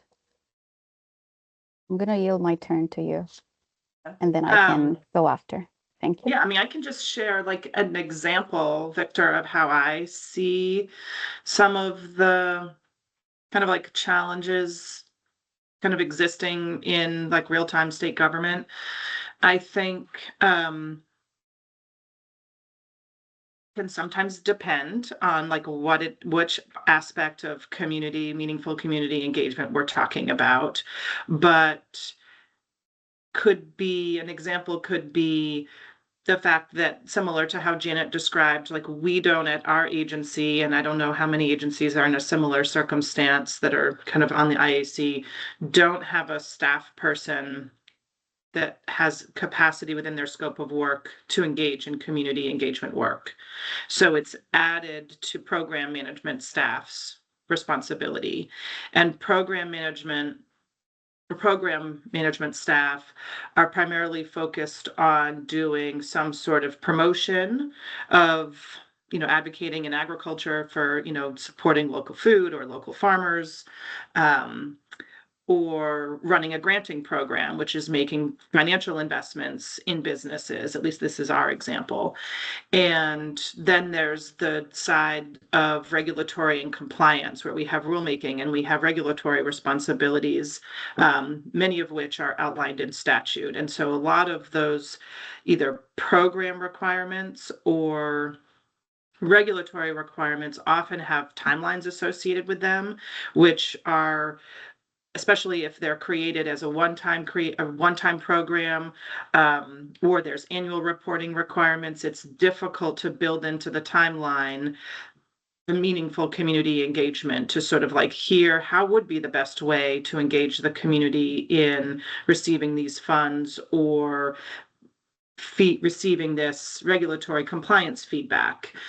So sometimes the timelines are set by statute, and we have a lot of history of those timelines not being very flexible, and those timelines not including capacity for engagement. So it's the staff person didn't have that kind of task built into their scope of work.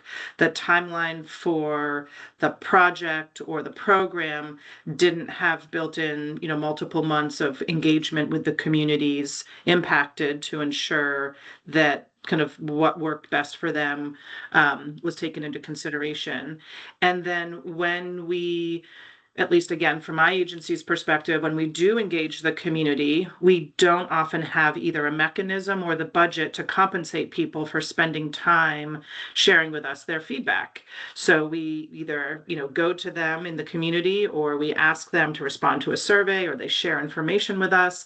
And we might host a meeting, but we don't provide food, or we don't provide the support for, families to be able to show up for an evening meeting.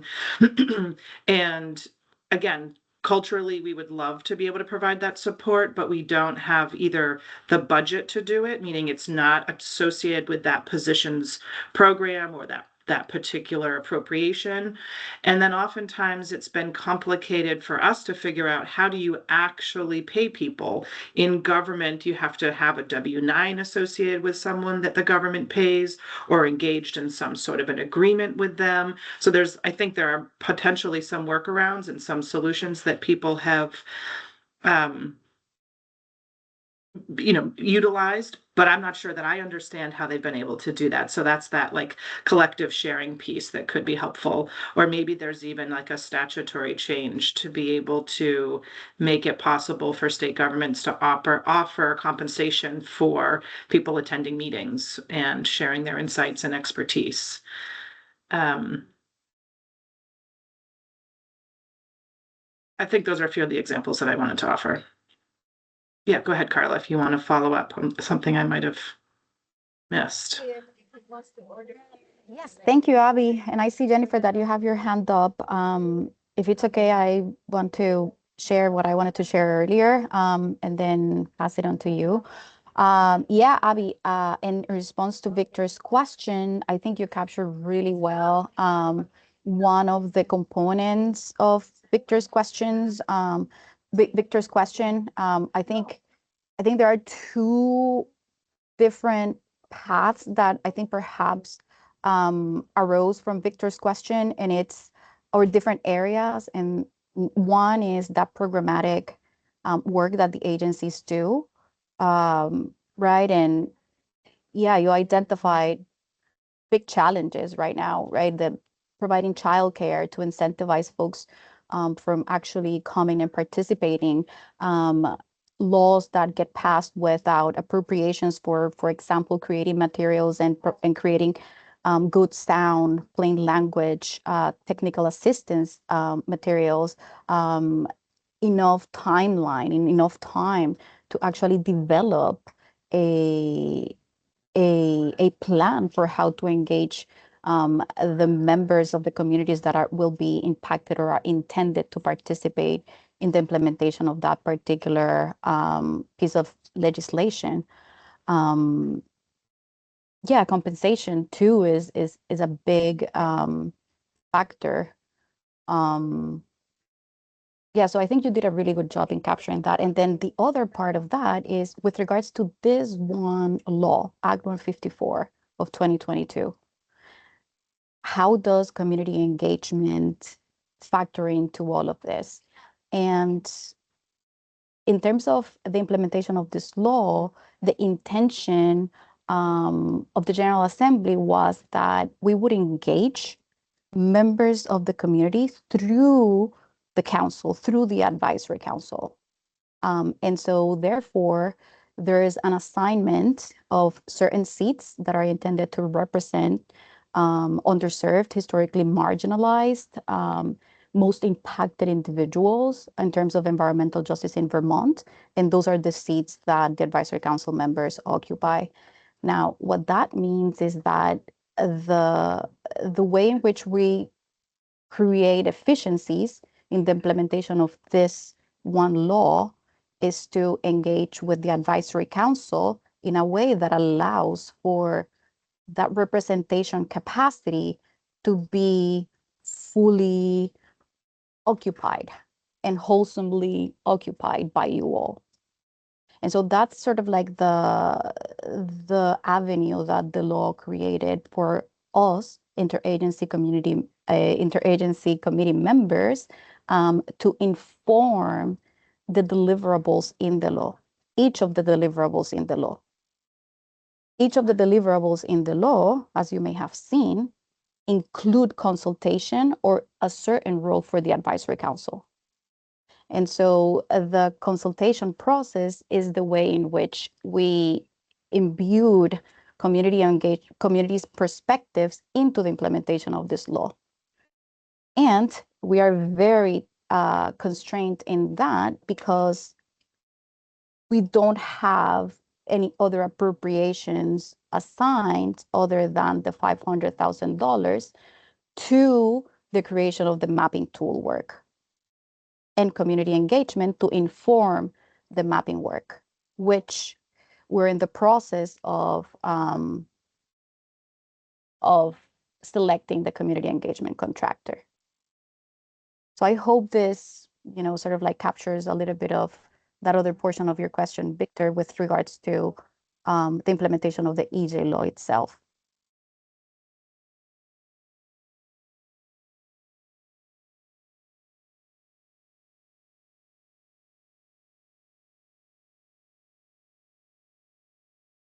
Jennifer, go ahead.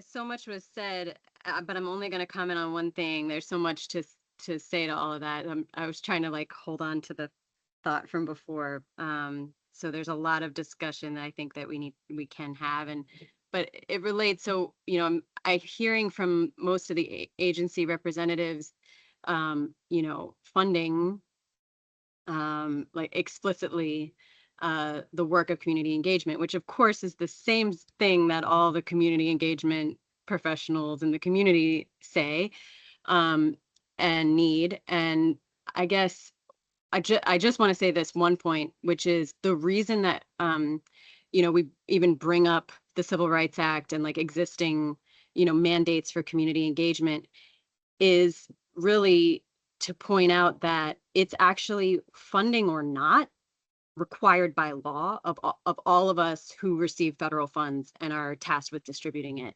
And so it doesn't matter if it's part of your budget or your job, like it's something that you have to do. And so it's really this like, for us, maybe, over the next year or something, really step back and think about a holistic approach that, addresses like, this is going to have to alter every agency employee. Just having a community engagement specialist at your agency isn't going to cut it. But the way that we do our work, like it's like a systemic change, which is huge, but just to say that it truly doesn't matter whether it's in your budget to do, you still have to do it. I know that's crazy to say, and it comes down on me as well, where I don't have a budget to create a community engagement plan, but I did because I know it's the law. And so that's all I wanted to say. Jennifer, thank you so much for saying that, because I think it's really, really, really important. Even if it weren't for the EJ law, the Civil Rights Act has been the Civil Rights Act of 1964, okay, 61 years ago, right? This is something that we need to be compliant with. So you're so right. You're right on the money. And I just want to say that I think what we're talking about is like, a lot of agencies are doing their best to be minimally compliant with some of these things, but it doesn't feel good to be minimally compliant, and like it doesn't actually create any good, meaningful engagement with communities. And so I think I'm not like, I don't want to speak for anyone, but I think when folks are saying like, wow, I wish I had more funding or resources for this, it's not necessarily in order to achieve minimal compliance, but in order to actually like get across good engagement, like what is in the core principles, right? Like there is nothing that there are no resources that the state provides us to, for example, provide childcare to people who join our engagement activities, even though we know that that's like a huge barrier to engagement. And so I agree. like, we need to do this regardless of if there's funding, regardless of if there's separate staff. This is like point blank period, absolutely a necessity that we like, no, I don't think anyone wants to like wriggle out of or anything. But at the same time, it does say, I think, a lot that this is something that is so explicitly important in like every foundational law that upholds public service, and yet we don't fund it like it is. So I'll get off my soapbox. Mariana? Yes, thank you. Let me put my hand down first. Oh, there you go. This is amazing. I am so excited about so much being said, and there's so much room for discussion, like Jennifer said. And so I'm gonna try my best, but when communities impacted, when people that don't have resources have to do something, they get creative. They come up with crazy solutions. We do things in new ways because there's not that funding available. So when you engage with people, there should be more engagement and less planning for engagement. And there should be more of other things that you all are doing on your agencies and more room for engagement, because from that engagement, the solutions, the creative solutions will come, and that will solve a little bit of the funding issue. So impacted communities don't ever have funding for anything. A family that is poor, they don't ever go ask someone to, oh, I need to feed my kids. No, that's not going to happen. So you have to feed your kids with a creative solution. So how do? You go to your neighbors, you watch each other kids, you exchange things.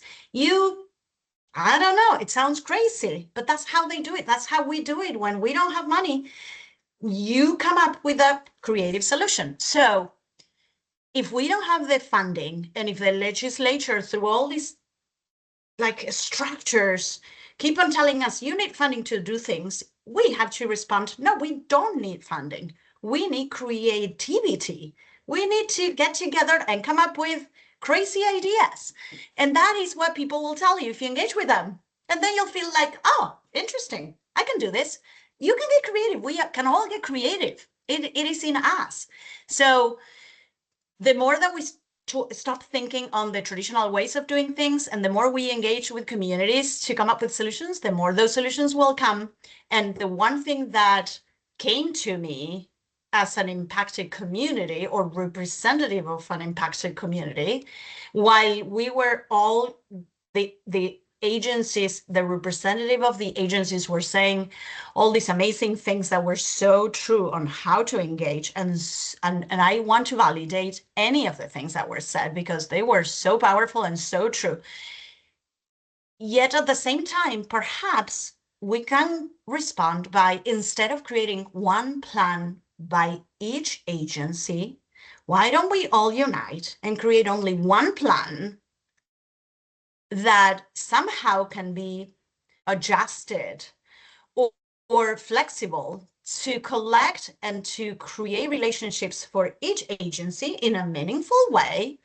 And then we could request, if there is room to request funding, we can request funding, but maybe we don't even need it because all our synergy will create those resources that we need. You come up with one meeting with all of us there. How many people we are? 16 right now. Say that we engage 2 times a year with certain group that we decide that this is what we're gonna do. And you organize a great event with people chip in food. You don't need a catering service. Let's do a potluck. And then you don't need childcare. We will watch each other kids while we talk and discuss. You don't need a professional babysitter. They are paid by the hour. And like that, you start by one. What do you need? Who puts it? All right, you bring it. You become more resourceful. And I'm sure that just among us, we can create that. And I'm not sure if this sounds too crazy or revolutionary. I don't mean that in any way, but I feel like this is the only thing I can contribute because I actually kind of get lost in some of the solutions that seem so simple to me. And then I'm like, am I crazy? Or this is simple? Or are we complicating it? Or I don't know. So maybe this is too simple. I don't know. I am already even lost in my own thought. But what I'm trying to say is that I think it can be easier than we think of if we just start doing it and we collaborate with among each other. I mean, we're a bunch of creative people and we have so many hours together. Let's use them to develop the plan in a creative way and start engaging in a creative way. I'm sorry, I got emotional. No, that was beautiful, Mariana. Thank you so much for all of that. Resonates completely with me. Also want to name the conversation is moving fast, and I think we're all getting really excited about this topic, which is exactly what we want to happen. But I have a couple of requests. So if there are any ISC members who want to share or want to respond, want to resonate, if you could hold that, write it down and hold it for your working session. And then that way you can say, hey, Mariana, that point that you made X, Y, and Z, I'd like to talk about it more. And that way we keep the ball as much as we can in the AC members' court to continue the thoughts and the progress and the information that's coming through. Jennifer, you also mentioned that you had a lot of thoughts from before that you felt like you had to hold, and I don't think you've had a lot of time to speak. So I wanted to, Victor, if that's okay, to kick it back to you, Jennifer, and see if you had other thoughts. If not, we can continue. And certainly ISC members definitely respond to questions, but just wanting to make sure that we keep the stream of consciousness going in a way that's supportive of the unstructured time for the AC. Thank you.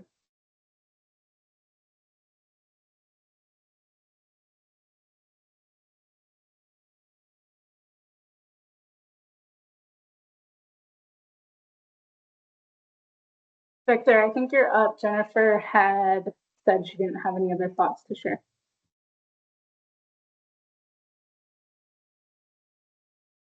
I think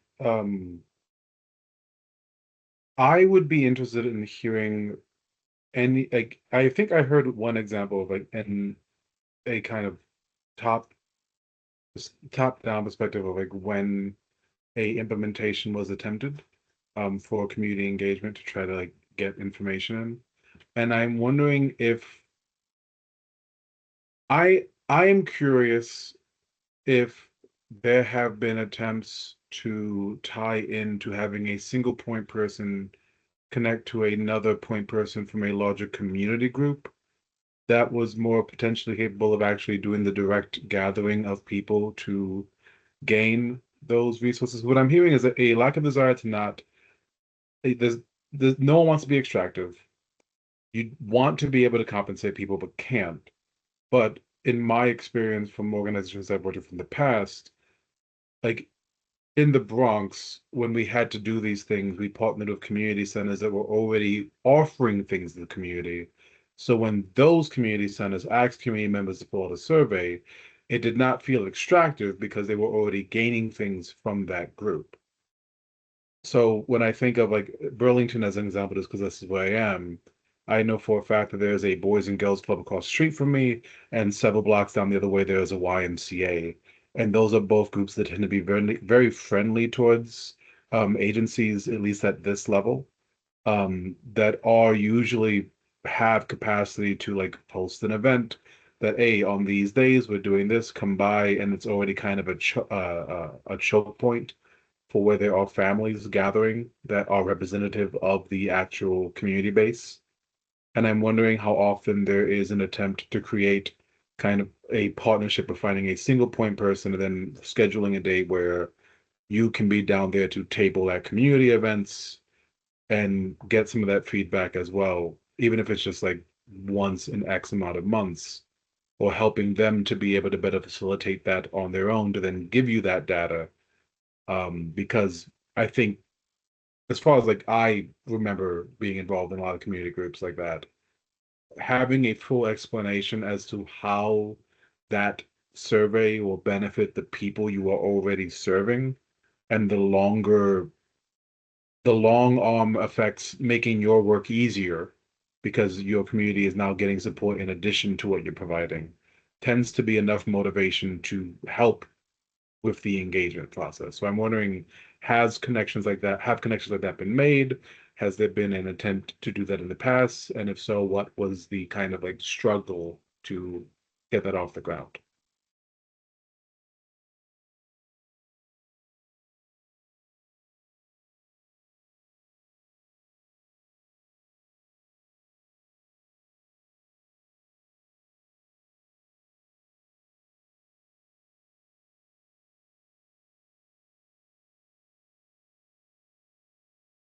Carla and Claire?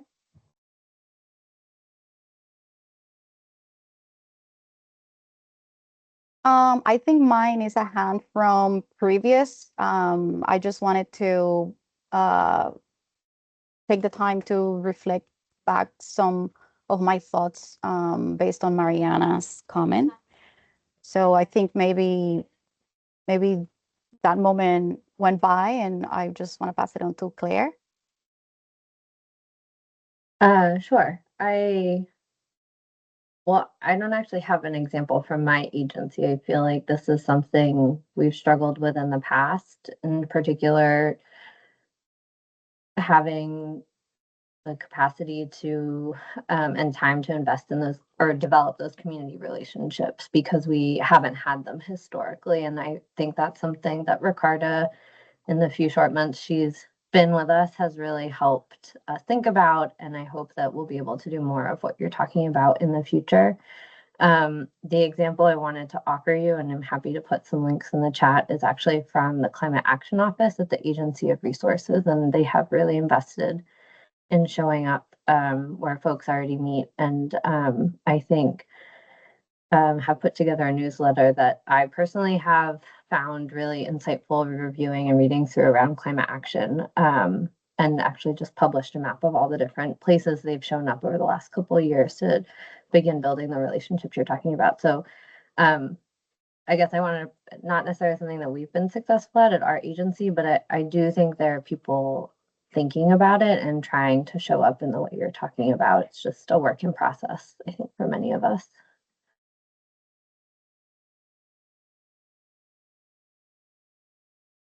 I guess I could share next, and I don't know if this is entirely responsive, but I'm with the Public Utility Commission, and we've been working on a report to the legislature that was required by statute on energy burden, in particular with a focus on Vermonters with low and moderate income.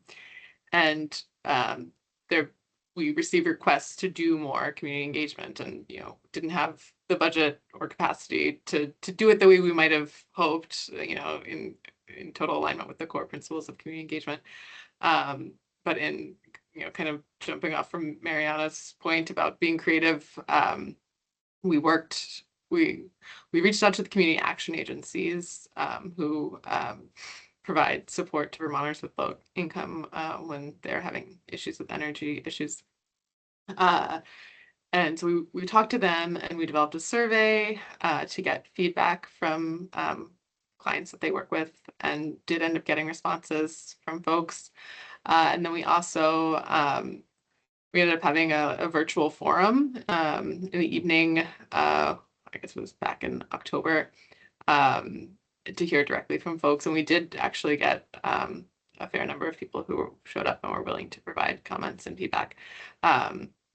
So I share this example because we wanted to do more, and we didn't feel like we had enough of the support to do as much as we would have liked. But we also tried to work creatively to figure out ways to engage with people with the tools we had. And so, yeah, just sharing that as an example.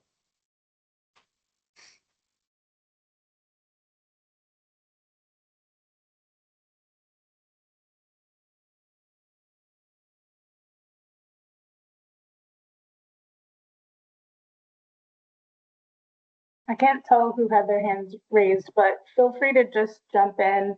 I wanted to say that it probably works to move more into the formal working session, which really just involves focusing on solution building, but also want to name that we've already came up with some solutions to problems that were identified, like around making children part of the focus of these meetings. So involving them, making sure their presence is, that they're welcomed into the space. There were some other solutions that were brought up as well. So we're already off to a good start with that. Just wanted to name that for you. The last comment I wanted to make after hearing all that, I think, is also me having a solutions-oriented question as well, which is, given that there are several different parts of the agency that have been like kind of tooling individually to figure out how to do creative community engagement outside of what you have a capacity for budget for and manpower for. I'm hearing at least one example of someone who like attempted that and actually got some good feedback, at least in an in-person meeting.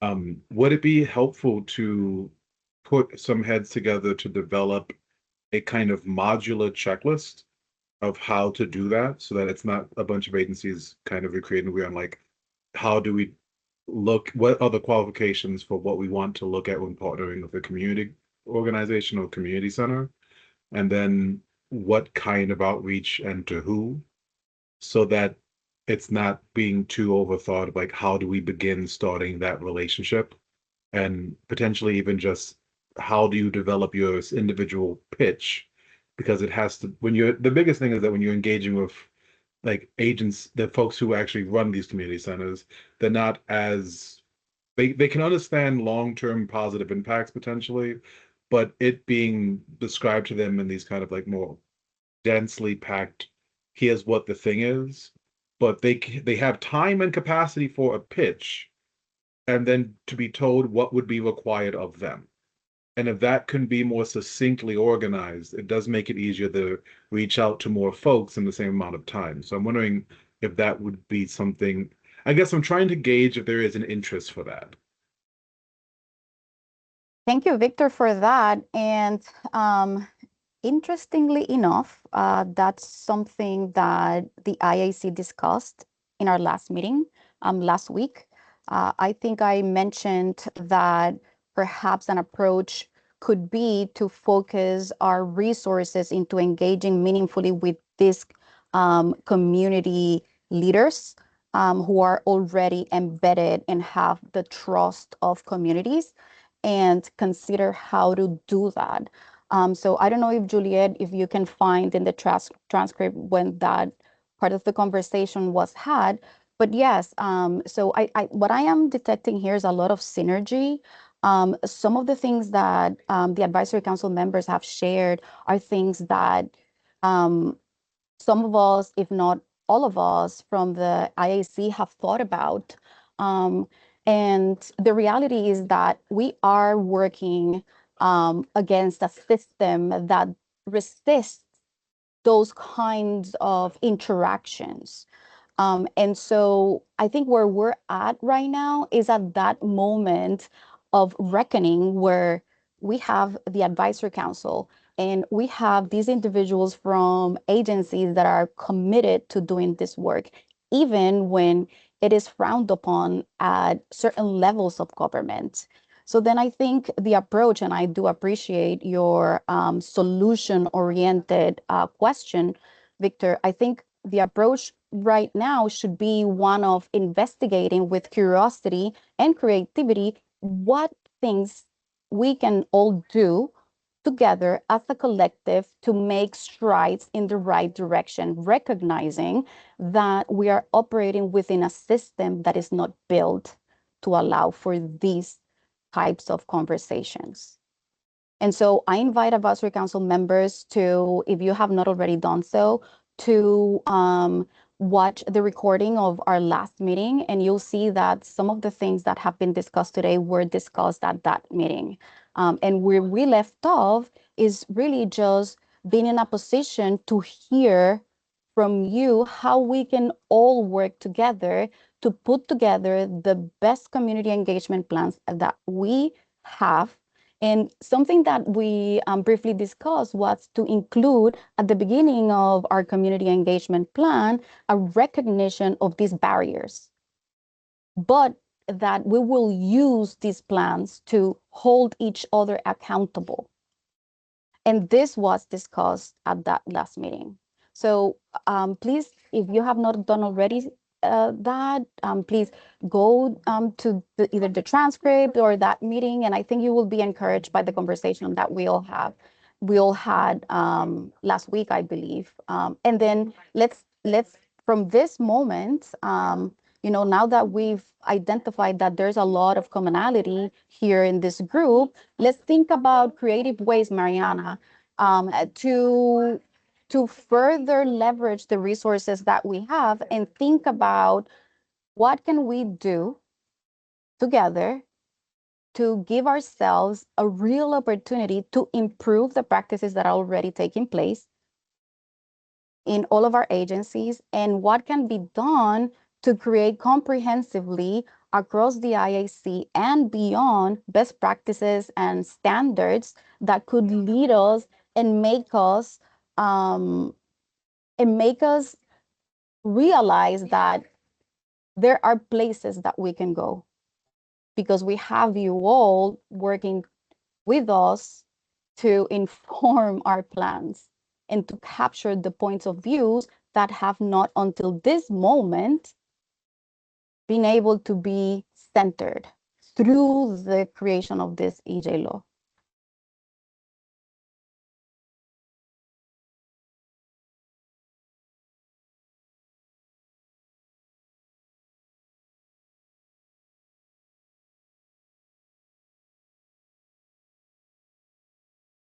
Thanks, Carla. It also looks like some other potential solutions are being put in the chat. Any other thoughts and ideas?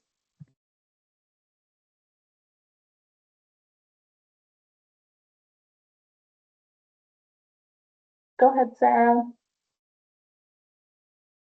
Yeah, sorry for missing what seems like it was a really good conversation.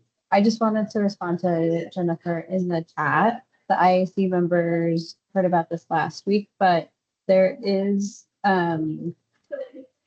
myself and a colleague have started a community of practice across state of Vermont around community engagement. And one of the things that we are trying to figure out how to build would be some kind of inventory of community engagement that's happening. We have initially thought about it being internal to support like cross understanding, so that you don't go into a community and not understand what's been going, who has already really come to that community asking questions. But this feels like it is a very similar functionality. And so I think I can speak for my co-facilitator in saying that if this space would benefit from that, I'm happy to kind of connect those two dots and so keep that conversation connected here as we build that out and get feedback if that's helpful. That sounds like a great effort and probably really challenging. And I guess I'm wondering, sort of what I was writing in the chat was thinking about, like, even just for example, like your agency knows there's going to be a public comment period. Like, at whatever point we have some kind of calendar to look ahead. That would be one thing. I'm not sure if you were thinking like community engagement events. Like, is that what you're looking into at the agency specifically? Like, or yeah, there could be a lot of things to gather. Yeah, I think we had been initially thinking internal focused to like I think maybe part of Juliet's question was so like after the fact, so like colleagues can learn from each other's community engagement, and that can help like better contextual understanding of how the state has worked with communities. We had dreamed of an external facing version, but I think that felt a little bit scarier to start with. But I think collaboration with the AC makes that feel far more tangible and practicable to start there as well, with things like we know there's a public comment period. We know we're going to need input before this legislative session. So I feel like that could be on the table as well.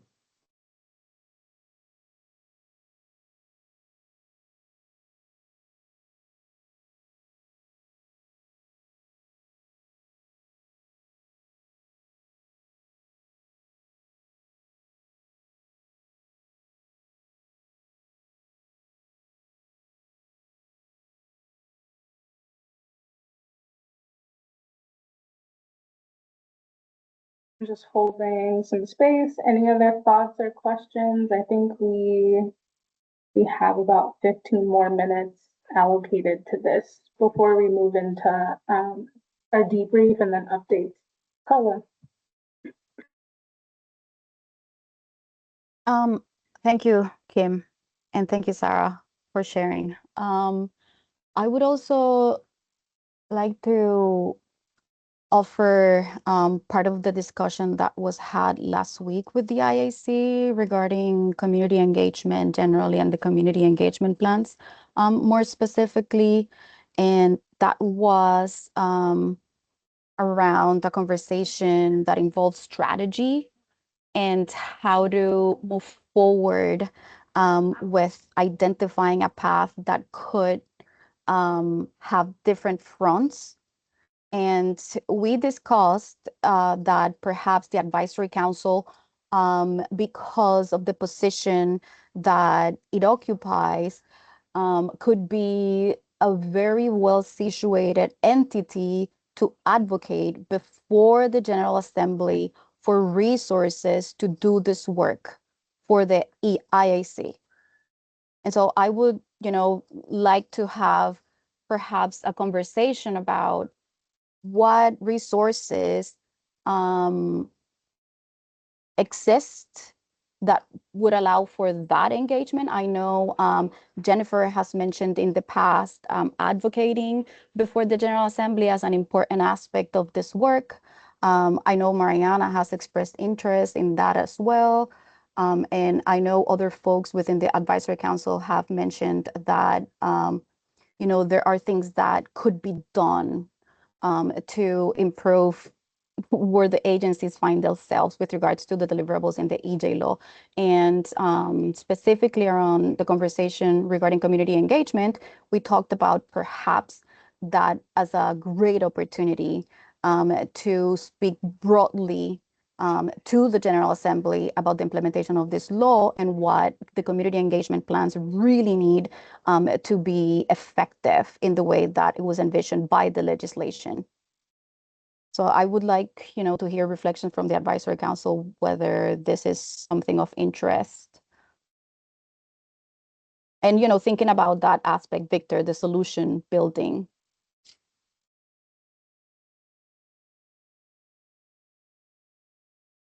I think advocacy is at paramount for sure. I think that also requires a campaign planning meeting. There are many ways to communicate to legislators. Figuring out which is going to be the most effective way to communicate, I think will require strategic planning because we want to have a plan A, a plan B, and then a module that allows us to then revisit what went right, what went wrong, and what we can do again. And I don't think that requires more than one campaign planning meeting.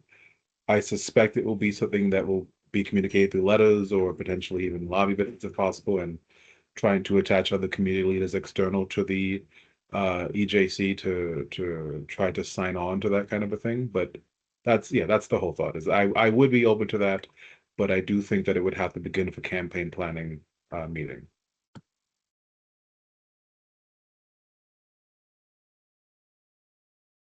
And I would just add, I think like legislative advocacy is only appropriate if we've done the work to really build our holistic context. So in terms of some of that background research, Carla, that you just mentioned, I think that's definitely a worthy effort from, these groups.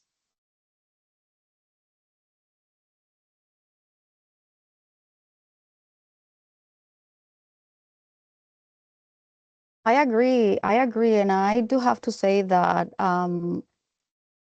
I feel very encouraged and feel that this conversation is so important for both these groups to align and identify what the goals are with regards to community engagement specifically, but also generally the implementation of this law, right? We're doing this work on behalf of Vermonters, all of us here. And so this forum is very unique in that sense. and the advisory council, as I put on the chat, I think is uniquely situated to help the committee making or informing decisions that can actually be grounded on something tangible, and then further taking that beyond and before the General Assembly advocating. And that is a space that we cannot occupy.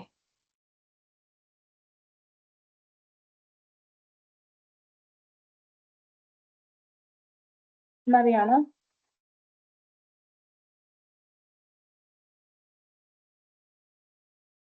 Yes, I just wanted to mention that I would love to hear other members of the advisory council, if they haven't had a chance to share how this conversation is impacting them, how they're making them feel, how they're following, just, yeah, naming that. I'm not even sure if I'm seeing everyone. These meetings are tricky for me. If I try to move things and the view, I may close the meeting accidentally and then don't find you again. So I'm not sure if whoever is here have spoken. Maybe everybody has spoken. So, but if you are a member of the AEC Council and you didn't get a chance to say anything today, or share how you feel about all these conversations, I would love to hear from you.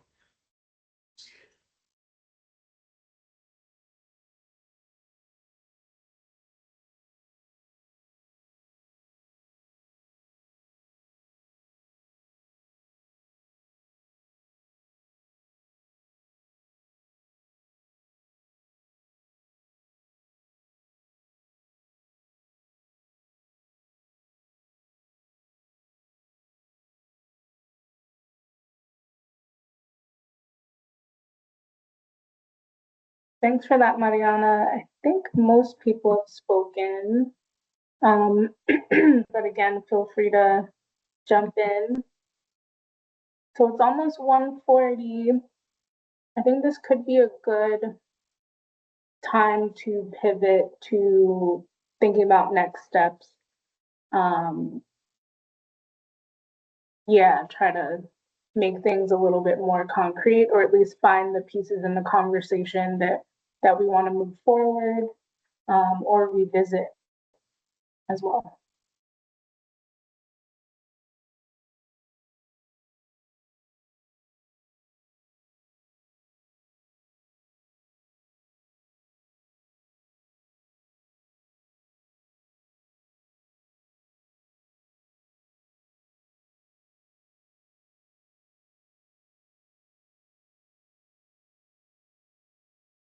Jump in, go ahead. We haven't talked a ton about this directly today, so maybe it's just something to put a pin in for future conversations. But I think having further conversation about how the AC would like the IAC members to engage with you all as we develop community engagement plans would be really helpful. And definitely don't expect you all to have like an answer to that question today. I think having both bodies represented in the small working group feels really positive, but if there are other ways that you would like us to engage with you, or specific times in that period between now and when this plan is due in July of 2027, I think would be really helpful. I don't know that we touched on it today, but a lot of the agencies, I think, are beginning to develop work plans for how we're going to do this work over the next year and a half. So put that one in there.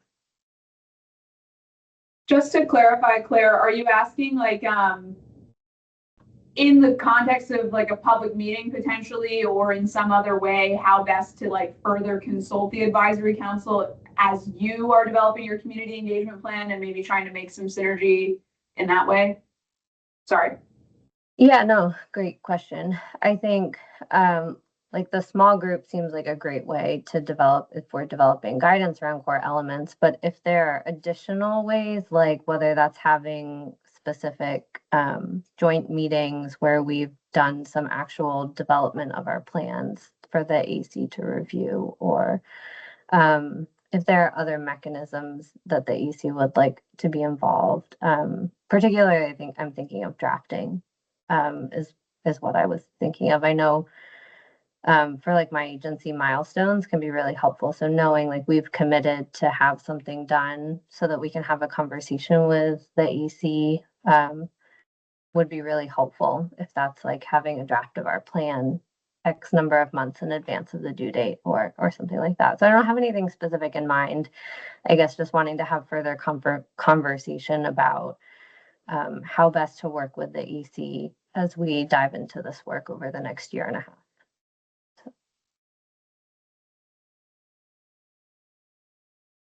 My question could kind of dovetail with Claire's a bit. I'm really curious what AC members and other IAC members think about the possibility of taking the core principles to create one community engagement guidance plan, maybe that incorporates the common components, and then that could be like a most efficient investment of the small group's efforts with input from others around creation of the guidelines of a plan, and then think about whether there's ways for each agency and department to actually practice the act of community engagement, meaningful community engagement, and that where effort is spent or collaboration is spent, or brainstorming solutions of real examples. I'm just having an image of like everybody breaking and going back and sort of like writing relatively duplicative plans when we're talking about the lack of capacity and resources and expertise that we have, and still yet not practicing the act of meaningful community engagement. And so wondering if there's a way to use resources and time over the next year and a half plus to do the plan components as efficiently as possible, and then something that's more action oriented collectively.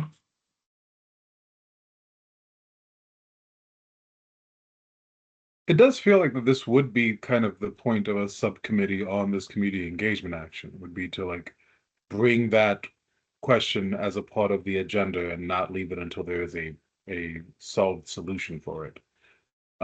Because it does feel like a subcommittee on this exact thing would be the kind of clincher, assuming that we have both AC members and the EJC members and the IAC members in one room working on it jointly. It means that everyone's concerns can be cross-referenced live. It seems like that subcommittee is a larger scale solution, and assuming that we can put out deadlines for that and then a time frame to revisit what is and is not a hiccup, because there's a reality in which there'll be parts of us that always want to do more and always wish that we had time to do more, and there'll be parts of us that want to do less because it's more work than that we would have otherwise done, unfortunately, and that's a reality. But I think that a subcommittee would allow us to get to the best imperfect solution possible to then move on, because the sooner that we can get through all these deliverables effectively, the sooner we can kind of get ahead, and instead of just being responsive to things that are on a timeline, start trying to build out to make sure that we can create better arguments for getting the funding that this thing needs to be the most effective.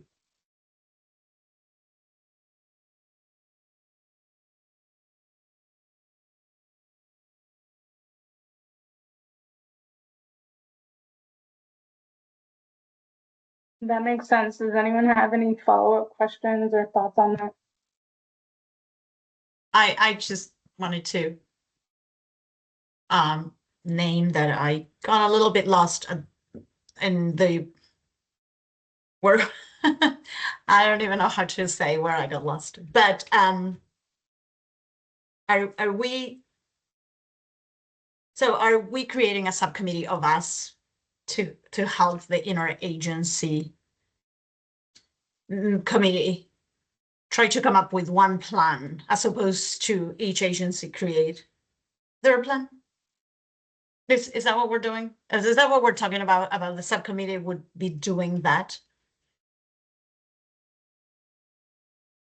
And Abby, this is a response to your question Yeah. about like not scattering, and which I completely agree. As opposed to each of us to start working on your own plan, doesn't it make more sense to compile as much as possible into one plan and then just maybe each agency add something that is appropriate for the specific action and capacity to each agency, and that will reduce the amount of work that we would be doing for this deliverable? Sorry, I don't know if I made sense. Asked that as a question for the subcommittee or the small group to consider. I don't think that we've made, I don't think a decision has been made around whether a unified plan or some core components of a unified plan is the path that we're taking forward for the community engagement deliverable. But the hope is that my hope was by voicing that question here for that subgroup to consider that.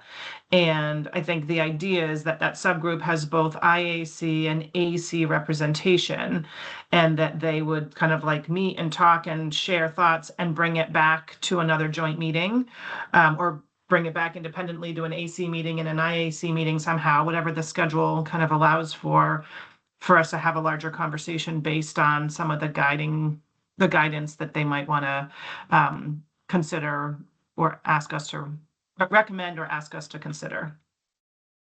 That's how I see kind of what the next steps are. But I think I follow. Yeah, I think I follow, and I know where I am now. Thank you. Great. Seems like that would be a good idea.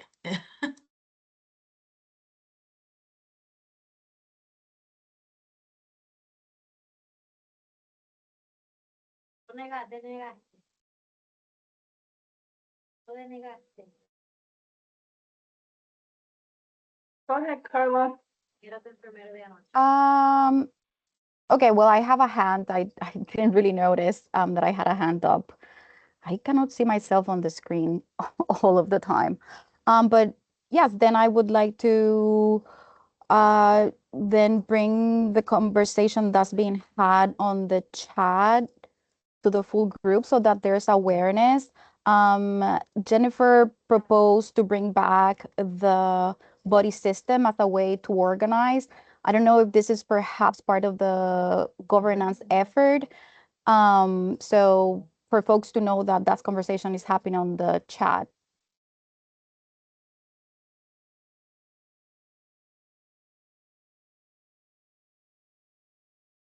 Yes, I couldn't. I was trying to listen to the conversation. I didn't read the whole chat. So there's something about the buddy systems that if somebody wants to bring it all up, that would be great. I know that we've spoken about that before, but I don't know what. Yeah, I just mentioned we should try it. We've never actually implemented the plan to do it. So I think it could be a great way to move forward with developing in between these large group meetings, developing the interagency AC connection. And yeah, that it could just be like meeting once, every couple months and talking and whatever, organically comes up. But I think it could really focus around this community engagement piece and maybe be something that this subgroup could help build like any necessary structure around. Yeah, I just wanted to stay with that. It would be helpful to know exactly what's needed from Julia and I, if anything, for that. I know last year we tried to take a lot of the responsibility on to do that, and also I recognize that there's a desire on both AC and IAC to collaborate better together. And so I wouldn't want for us to stand in the way or be a barrier to that. And so if there's any work that you all feel like would be helpful just to connect, like just to have, more opportunities is what I'm trying to say, where we don't have to be sort of the middleman in the middle of your relationship. Just putting that out there. That makes sense. Could you share what was created in the past about the buddy system? I remember like the previous coordinators kind of made like an exit packet with a bunch of different sections relating to sort of what we thought of as a plan moving forward. So yeah, that would be, I think, helpful. Yeah, we can check. I believe, but I want to corroborate that what was produced previously was captured by Kim and Juliet in the materials that they provided last year. And I appreciate, Kim, what you mentioned. I put on the chat some of the things that the EJ coordinators are focusing their attention on. And, they have held multiple conversations about the buddy system. So I think at this point, it would be great if this could be an AC-led initiative. And also it could be folded, like you said, Jennifer, into the community engagement work. But it would be really great if, there's some development of the idea, how it would be implemented, how it could be informing the community engagement plan development. That would be fantastic. Great, Sarah, and then Victor. Yeah, I just wanted to share, so from the IAC, so Ricarda and I, and then Kim and Juliet, right, are from the IAC for a subgroup. And I just wanted to confirm that, at least for Ricarda and I, like our understanding is that we are working collaboratively with some AC folks to identify and flesh out like 4 centralized components that would go across, at least go across plans, if not one plan.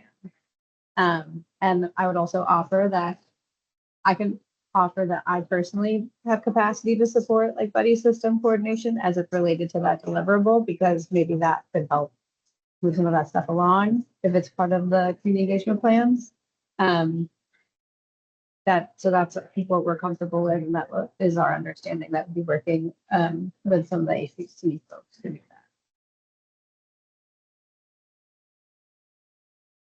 that. Okay.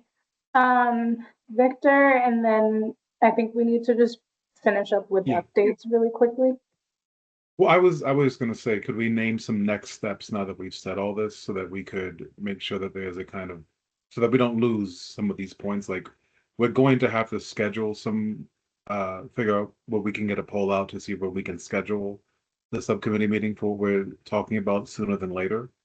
We're also going to want to probably have a Excel sheet that has the contacts for both groups, so it's easier for us to get to a buddy dynamic, because I don't have the direct contacts for anyone in IAC here, and I don't even have contacts for some folks in the EJC. So that it might be good to just have like a spreadsheet of shareable information so that we can then implement the buddy system for whatever that looks like. But like whatever, if we could just name whatever other next steps we've heard that we might want to act on. Yeah, it sounds like those are the 2 main steps. It really sounds like the subgroup's going to connect, and then we figure out how to loop everyone else in addition to the buddy system. If I'm missing anything, please put it in the chat. But I think we're on the same page. So props to you all for that. Just a couple of updates. The mapping tool, the Community Engagement Selection Committee review is underway. With the GIS component, we're still collaborating with ADS, the Agency of Digital Services, on creating the statement of work. So more on that later. But the main update that we want to talk about is, so for this meeting on November 17th, we mentioned that one option could be for you all to go into executive session. And the purpose of that would be to talk more specifically around the environmental justice focused population definition and all of the things that are involved in that. And we talked about earlier why going into executive session would be helpful for that. So that's one goal of the meeting on the 17th. We also mentioned in a previous advisory council meeting and the interagency committee meeting that there's this other deliverable under the law called cumulative environmental burden rulemaking, which is a whole long way to say that there's a process that we need both bodies to support with. And we want to take a staggered approach to provide support and technical assistance for you all. So a portion of next Monday's meeting is going to be just to do a basic introduction into that deliverable. So we'll have folks there to support in that. And then you'll need quorum if you want to vote to move into executive session to talk through, at least start the conversation around EJFP. And the way that I've just looked at the tracking for the invite for the meeting on Monday, and it looks like we should have quorum from both bodies, which is very exciting to me. And then the third update is that, we all kind of mentioned in previous meetings the desire to have and the need to have as many more joint meetings by the end of the year. And so the reason we sent those additional scheduling polls for December, the goal is to have 2 more meetings. And so with the availability that folks provided on those scheduling forms, I sent out invites. So one meeting is for Wednesday, December 3rd from 2 to 5. The next one is Wednesday, December 10 from 1 to 4. I saw that, at this meeting, 2 or 3 more folks went ahead and filled out the scheduling form. So it's pretty much impossible for me to know who's actually available for those 2 meetings in December. If you haven't accepted those invites or declined them, please do that so that we can get a feel for if we're going to meet quorum. So I hope that makes sense to everyone. Yeah. Other than that, that's it. I think I just want to personally say thank you to everyone for this meeting because I feel like I was really wanting us to connect in this way. Mariana? No, I think I made a mistake, although I do have a question about, so is there any action that we need to take onto the body system, or we just wait to see if we hear from someone organizing that? I don't think there's any action needed at this moment. Yeah, very good. But please come to the meeting on Monday if you can, so that we can go into executive session and talk about this really important topic. So, thank you all very much. We'll see you next time. Take good care. Thank you. Bye. Bye, thank you.